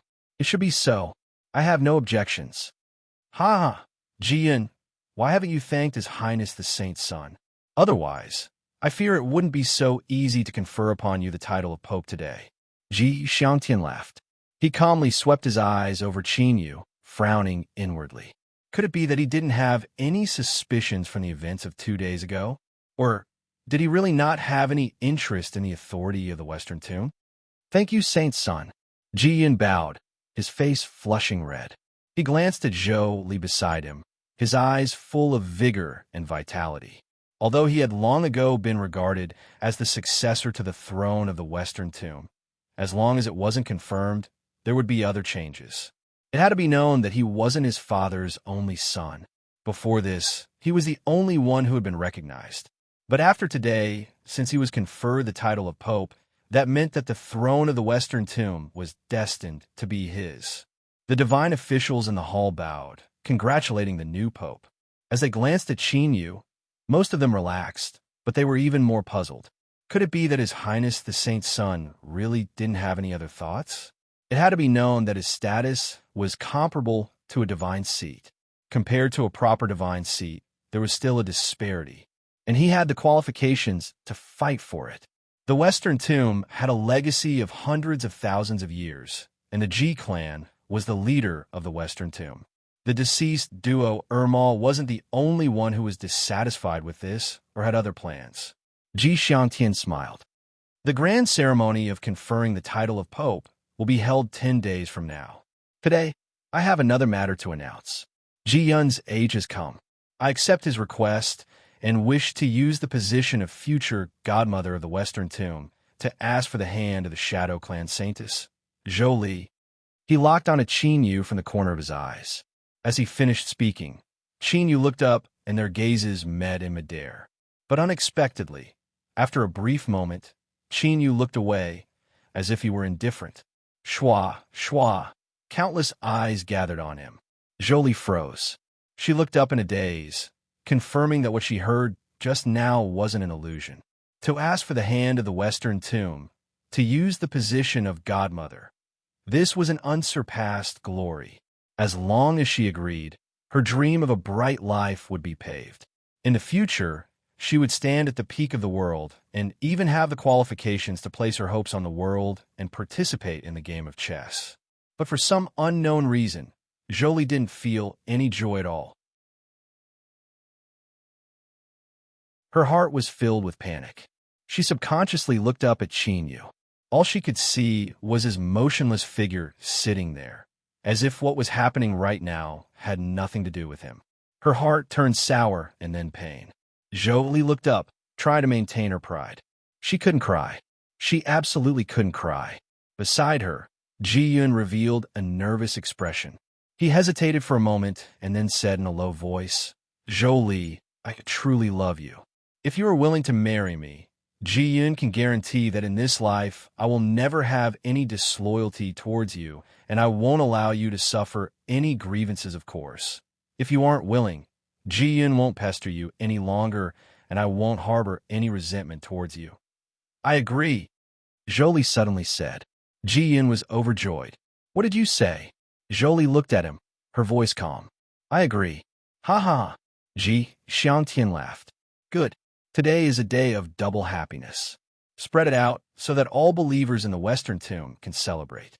Saint Sun, I will be holding a banquet to celebrate. Please be sure to attend."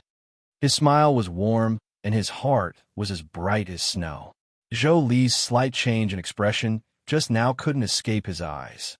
As he thought, there really was a problem between the two of them. Whether or not Qin Yu had the heart to struggle for the authority of the Western Tomb, controlling this woman that was related to him was a powerful bargaining chip.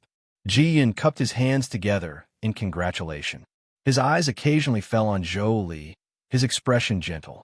Beneath the black robes, Qin Yu had a calm expression. He took in all of this and inwardly apologized. Perhaps this Ji-yun truly loved Zhou Li and wanted to spend the rest of his life with her.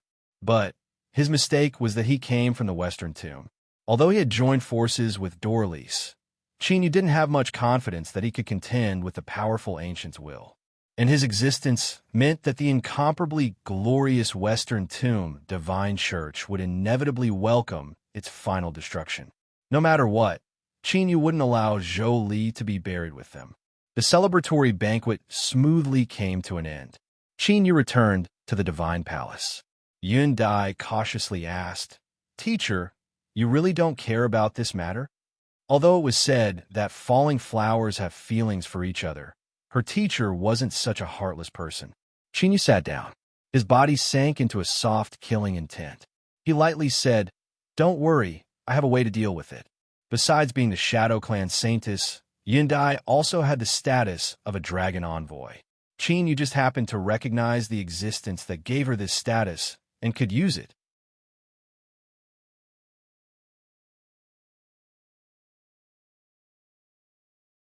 Chapter 798. The Shadow Clan envoy departed from the Western Tomb. Ji-yun stood at the edge of the square, watching as Zhou Li's carriage entered the spatial gate. He couldn't help but bitterly smile. There was a great change within the Shadow Clan, and they urgently summoned the Saintess back to Dragon City. Even if the Western Tomb was enormous, it was impossible for them to say anything about this matter. Luckily, the engagement had been set. Once the Shadow Clan finished dealing with their internal affairs, he could go to Dragon City and bring Zhou Li back to the Western Tomb. At that time, he would give her a glorious wedding. Ji-yun took a deep breath and suppressed his anxious mood. He revealed a look of anticipation. He couldn't wait for that day. Unfortunately, he didn't understand that from the moment Zhou Li left the Western Tomb, she would never return. Or it could be said that when she returned, the Western Tomb would no longer exist. Qin Yu looked away, a smile on his face. Zhou Li had left according to the plan, so it was time for him to do his own things. After instructing Yundai to stay in her dwelling and not casually walk around, he went to Dorella's temple and entered. "You're here." Dorli smiled. She occupied Swanluan's body, her every frown and smile enchanting. As she approached, before she even approached, faint traces of fragrance entered his nostrils. Qin Yu frowned and held his breath. This fragrance was actually able to stir up the dark desires in the depths of his heart. Just a little bit was enough to cause great waves to appear in his calm heart. Sensing the coldness in Qin Yu's eyes, Dorlis waved her hand. "This fragrance is because of this woman." It was only activated by my strength. It has nothing to do with me. She looked at Chinyu. Since I've chosen to cooperate with you, you and I should trust each other before our goal is achieved. Chinyu didn't comment on her words. He directly said, "If you're ready, then let's begin." Dorlice nodded. "Of course. Follow me." The temple was extremely large. After passing through the main hall and a long corridor, the two of them entered a side hall. All of the debris within the hall had been cleared away. Whether it was the floor, the walls, or the ceiling, everything was engraved with runes. However, these runes were in a dark gray state. It was clear they hadn't been activated yet. Dorlice stood at the entrance, her expression dignified. "This is a support array formation. It needs your blood to activate, and then follow my instructions to take out the ancient's heart. Leave the rest to me. Remember, once you start the fusion, no matter how painful the process is, you must not stop. Otherwise, not only will your plan fail, but the person behind you will also notice it. At that time, it will be impossible for you to plot against him." Chinyu swept his eyes over them. The array formation formed by these runes was strange to him, and he couldn't see what they were used for. After a brief moment of hesitation, he strode into the side hall and arrived at the center of the array formation, where there was clearly an empty space. Zhang Xian raised his hand, and with a thought, his palm ruptured. Fresh blood flowed down his fingers and dripped on the ground. Thus, with Qin Yu as the center, the gray runes were gradually dyed with a layer of blood red. Dorellis' eyes revealed a trace of surprise that immediately turned into praise. She originally thought she would have to spend some time persuading him, but this little fellow named Qin Yu could be considered decisive. Putting away her thoughts, her eyes lit up with excitement. To have a chance to plot against this person who played with the Dao monarch in the palm of his hand was truly an exciting matter. Within the side hall, the runes that formed the entire support array formation were so numerous that it was hard to count them all. To completely awaken them required a massive amount of blood. Although Qin Yu's expression was calm, as time passed, his complexion gradually paled. An hour later, as Qin Yu was seeing double and feeling incomparably tired, Dorellis' voice echoed in his ears. "Now is the time." Without hesitation, Qin Yu lifted his hand. Light surged, and the ancient's heart appeared in front of him. Currently, it was only the size of a palm. It constantly shrank and expanded, emitting deep thumping sounds. Although these thumps weren't hurried, they were like the roars of thunder in winter, piercing straight into the depths of the soul. It was like every beat contained the strength of 10,000 caddies, representing a powerful will that couldn't be resisted. Dorlice had a solemn expression. She lifted a hand and pointed a finger. "Rise." Within the side hall, all of the activated array formation runes suddenly separated from the main hall. They floated in the air, forming the phantom of a giant furnace that covered Qin Yu and the ancient's heart. Then, a massive amount of holy light gushed out from the surrounding space. It gathered from all directions, wrapping around the furnace phantom and burning it. Being burned by the holy light, the temperature seemed to rise. The blood absorbed by the runes rapidly evaporated, forming a massive fog of blood. Thump! Thump! The ancient's heart beat. As it shrank and expanded, faint traces of blood fog were sucked into it. Qin Yu suddenly felt that there was a subtle connection between him and the ancient's heart. Then he roared out in pain.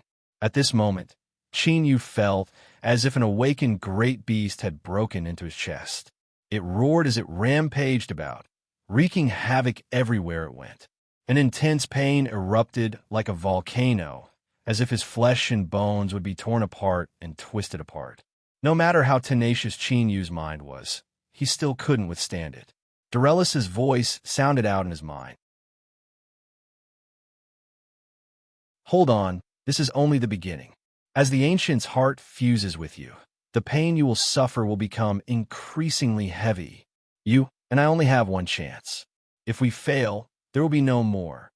Qin Yu didn't reply, because at this time he could no longer make a single sound.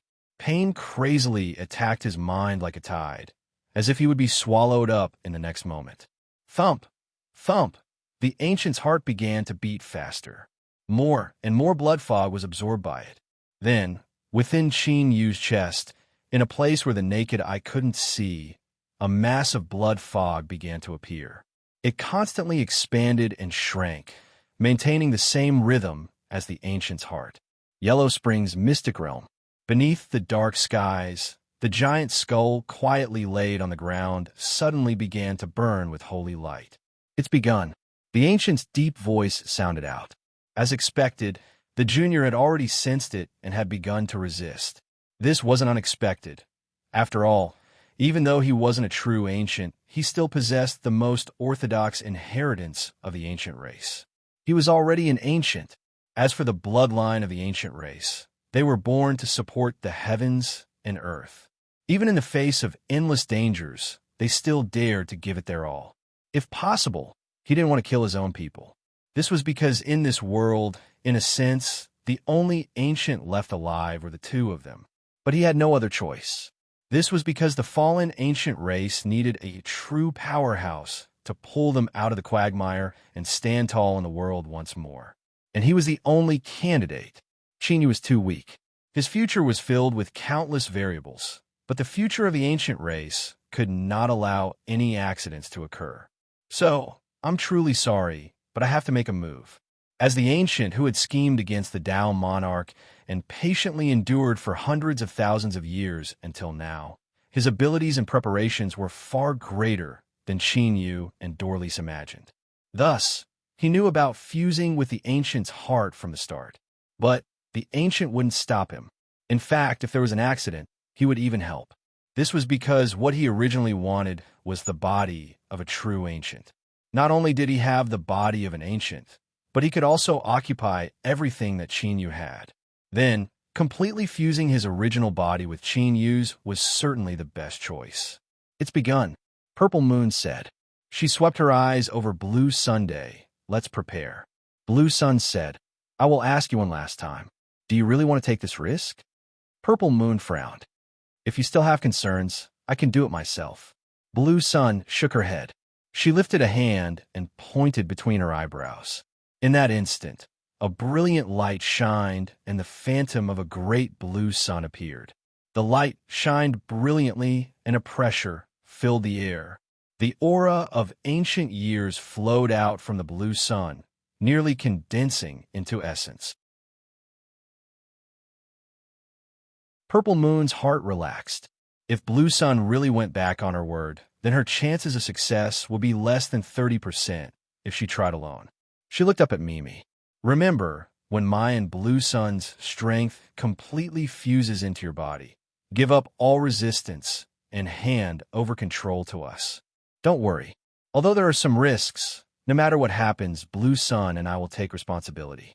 It won't affect you at all. Mimi bitterly muttered. Big sister, although you speak so seriously and your expression is sincere, my intuition tells me that your words aren't true. Purple Moon paused for a moment. She raised a hand and rubbed her head. Little girl, intuition and whatnot are always unreliable. Strength shot out from her palm. Mimi's eyes widened, and she slumped to the ground. Blue Sun coldly said, If you don't knock her out, I will attack. Poor little Mimi. Even now, she didn't know that the two big sisters beside her had already decided to knock her out. Purple Moon revealed an apologetic expression. She shook her head, suppressing her thoughts. I hope everything goes smoothly. Her figure scattered, turning into a crescent purple moon that resonated with the blue sun. Gradually, the light of the sun and moon intersected and a phantom appeared. This phantom was very tall, like a mountain. But if one looked carefully, they would discover that its surface constantly fluctuated, like the surface of a tumbling lake. Traces of a strange aura emitted from this phantom. But it was imprisoned by the blue sun and purple moon phantoms, unable to truly spread outwards. Dorlice discovered that things were progressing more smoothly than she had imagined. Moreover, what surprised her the most was this little fellow's patience. She had originally prepared some methods to slow him down when he couldn't withstand the pain. But she discovered that she didn't need them at all. Every moment he stood on the edge of collapse, as if he would fall into a trance in the next moment. But he persisted every time. He was like a tumbling doll. This caused Dorlice to appreciate him even more. Of course, although she appreciated him, she didn't plan on helping him. The consumption of strength to descend into this world was astonishing. Every bit of strength was incomparably precious. Every bit she could be saved was saved. Moreover, the more strength she had, the more complete the preparations she left behind would be. This would make it easier to control in the future. That's right, Dorlice had ambitions. She hoped to replace the Tao monarch's position and take his great Tao for herself. But as an ambitious woman, she clearly had to look further into the future. Since there was a chance, she certainly had to plan more for herself. For instance, a powerful ancient race puppet. Although Dorlice hadn't personally participated in that war in the past, she still knew a little about how formidable the ancient race was. The Tao monarch had personally descended and made many preparations ahead of time. But in the end, he had only achieved a miserable victory.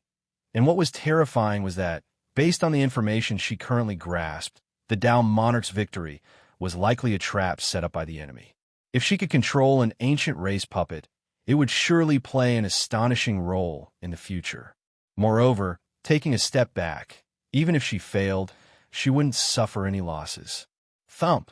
Thump! This was the beating of the ancient's heart. But if one carefully examined it, they would discover that it was two sounds superimposed on each other. One came from the ancient's heart, and the other came from Qin Yu's chest. Now, in his chest that couldn't be seen with the naked eye, beside Qin Yu's own heart, the mass of blood had grown several times in size. It was faintly taking on the shape of a heart. Thick and dense blood vessels spread out, connecting with Qin Yu as one. But if one looked carefully, they would discover that within this heart that hadn't fully formed, there was a silver rune that shined with a faint light. Dorlice smiled. She said in a soft voice, "I've finally finished." Now, the dominant position was in her hands.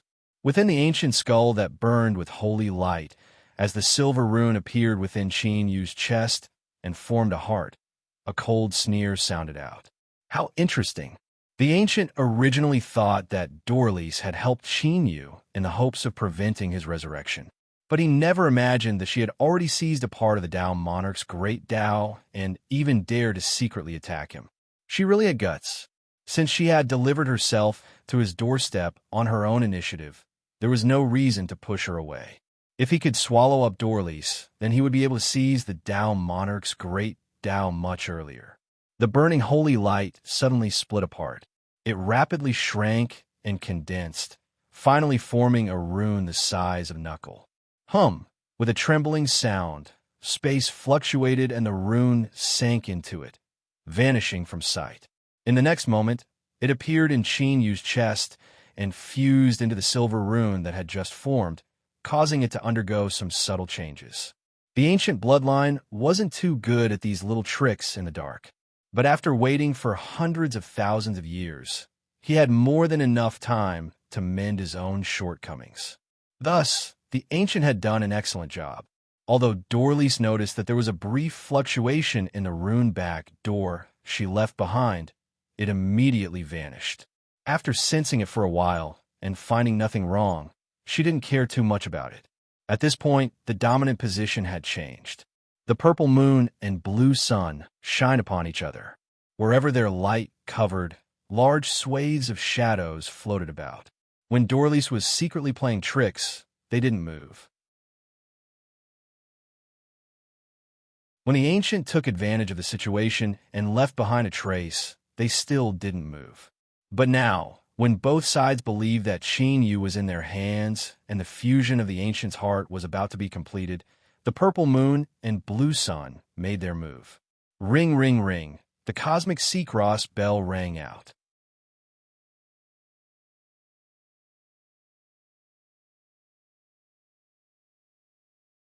Chapter 799. When the cosmic sea-cross bell turned into darkness, it was like an eye had opened to look at the world. An extremely strange aura spread out from within it, cold and gloomy, as if it came from some sunless land that could never be illuminated by the light. Within the rapidly forming heart in Qin Yu's chest, on the silver rune that was about to disappear, a black that the size of a needle suddenly appeared before vanishing from sight. But because of the appearance of this black dot, the pain that Qin Yu suffered instantly increased by over 10 times. Ah! He roared out loud. His entire face twisted and dark red blood gushed out from every orifice on his head. His muscles constantly twitched and twitched. Dorella's complexion changed. She didn't think that, just as she was about to succeed, such a change would occur. Was it because she had secretly left a back door behind? Without much time to think, Dorlise immediately attacked. She could clearly feel the chaotic strength within Qin Yu's body. This time, he really couldn't withstand it. With a step forwards, Dorlise passed through the rune furnace. She lifted a finger and pointed it between Qin Yu's eyebrows. A massive amount of holy light erupted from Dorelis's body, rapidly gathering together until her finger turned transparent. One could clearly see the holy light rushing towards Qin Yu like a broken dam. Runes appeared on the surface of Qin Yu's body. These runes were the same as those on the rune furnace. As they appeared, the furnace gently trembled. Shock waves surged out, falling onto Qin Yu's body and being absorbed by him, calming the raging ancient's heart in his chest. Qin Yu's twisted face eased a little. Blood still flowed out from every orifice of his head. He felt as if he were a tree in a storm, about to be snapped in half at any moment. Dorelis's complexion was ugly. The strength of her projection was too weak. She had tried her best, but she could only slow down the speed at which Qin Yu collapsed. She couldn't change the final result. At this moment, she felt a bit of regret. She shouldn't have been too greedy. The fusion of the ancient's heart could have succeeded. She had already taken the initiative to place all the blame on her own head.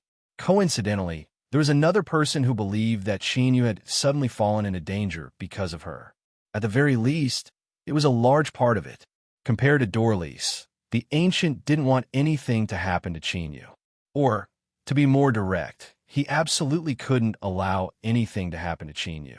Otherwise, wouldn't these hundreds of thousands of years of forbearance be in vain? All the plans and preparations he had made for the future were going to be for naught. So, after determining that Dorlise wasn't enough to help Qin Yu, he didn't hesitate to attack. Of course, he had to be careful when he attacked, because he didn't want to expose himself prematurely. Dorlise was prepared, and it wasn't as if the ancient hadn't prepared a backup plan. He had already thought of all sorts of responses. Within Qin Yu's chest, his own heart suddenly began to vigorously beat, pushing his blood to wildly rush through his body. An ancient, wild, and ancient power that was filled with the aura of time gushed out from every inch of his body. This was a pure strength that came from the ancient race. It was just that Qin Yu had never been able to completely mobilize or control it. And now, under the control of the ancient's will, this strength was thoroughly activated. Space trembled, and the shadow of a towering mountain appeared, followed by a second and a third. But only the shadow of the first mountain was clear, the second was blurry, and the third only had a faint mark. Even so, as the three mountain shadows appeared, an invisible strength arrived. The boundless strength completely suppressed the collapsing strength within Qin Yu's body, and the rampaging ancient's heart was directly suppressed. Dorelis's heart shook. The ancient race's three saint mountains. She looked at Qin Yu, her eyes filled with shock as well as a bit of joy and excitement that she couldn't suppress. Dorlise discovered that she seemed to have underestimated this boy Qin Yu's potential. In this life or death moment, he was able to fully awaken the strength of the ancient race and even summon the three saint mountains to descend at the same time.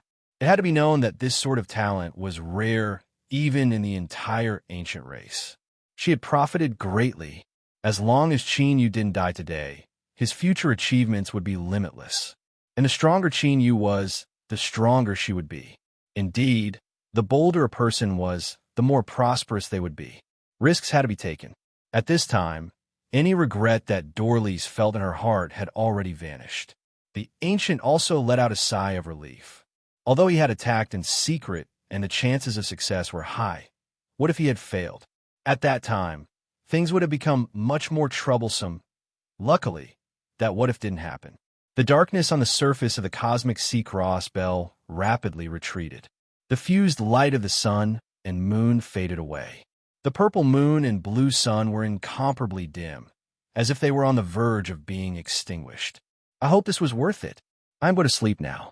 Take care of yourself. The blue sun faded away as it spoke. Purple moon sucked in a deep breath.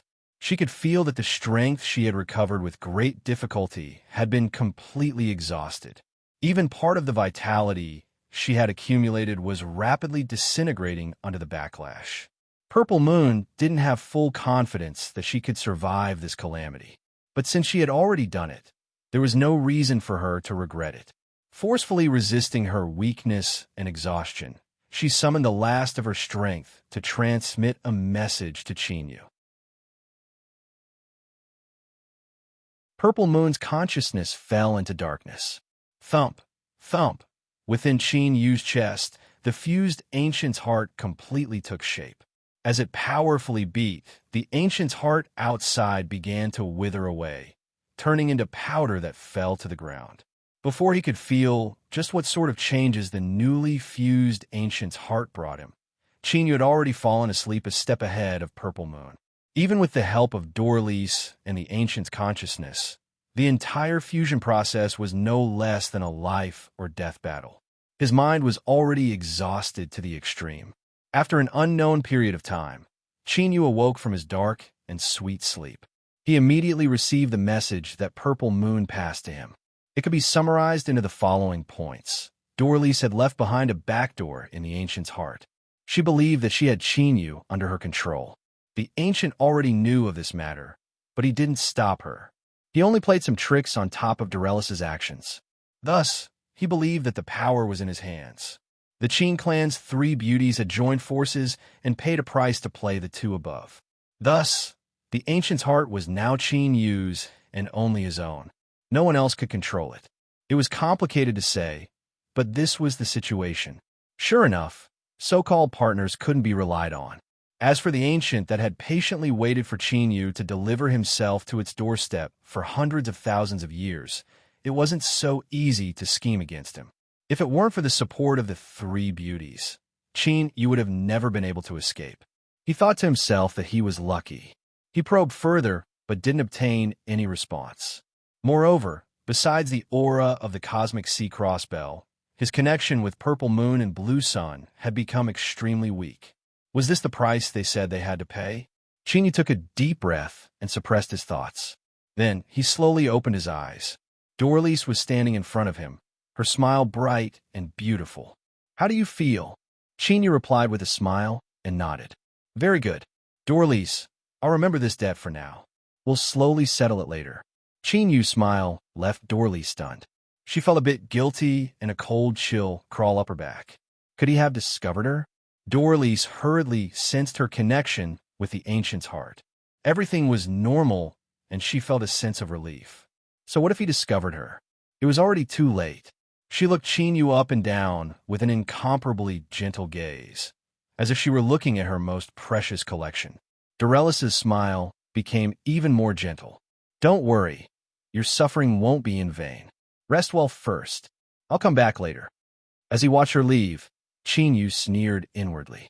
He imagined that someday in the future, this woman's expression would surely be very wonderful.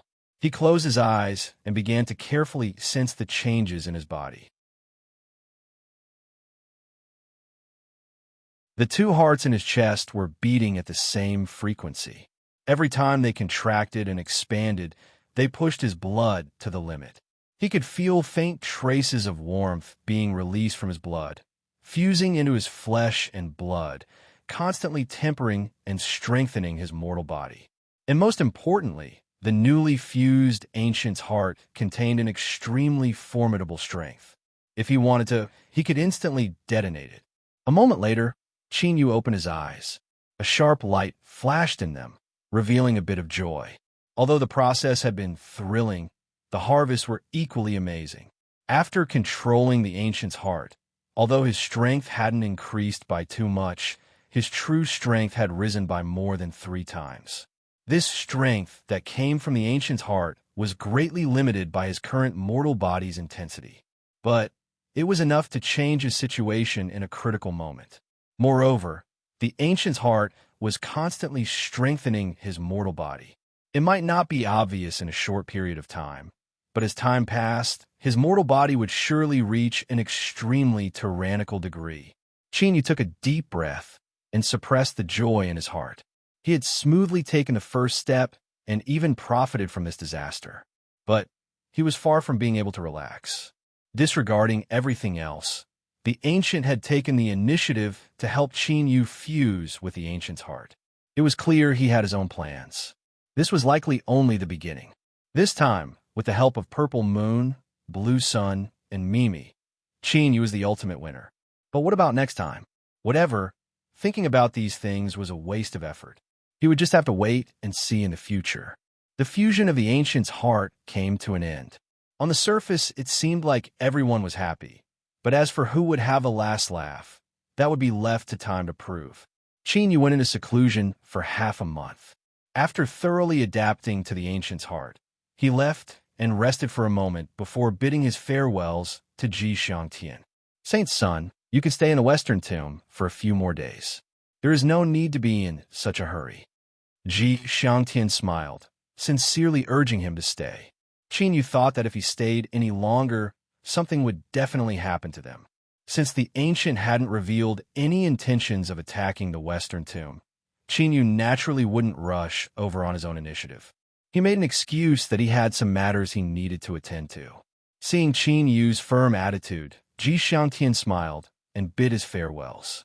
He told Qin Yu that if he needed anything, he could send a message to the Western Tomb. Qin Yu smiled and nodded. Then, he turned and left the main temple. You're tuning into the Warrior Lore YouTube channel. Don't forget to subscribe and join us on this journey to catch the most captivating stories.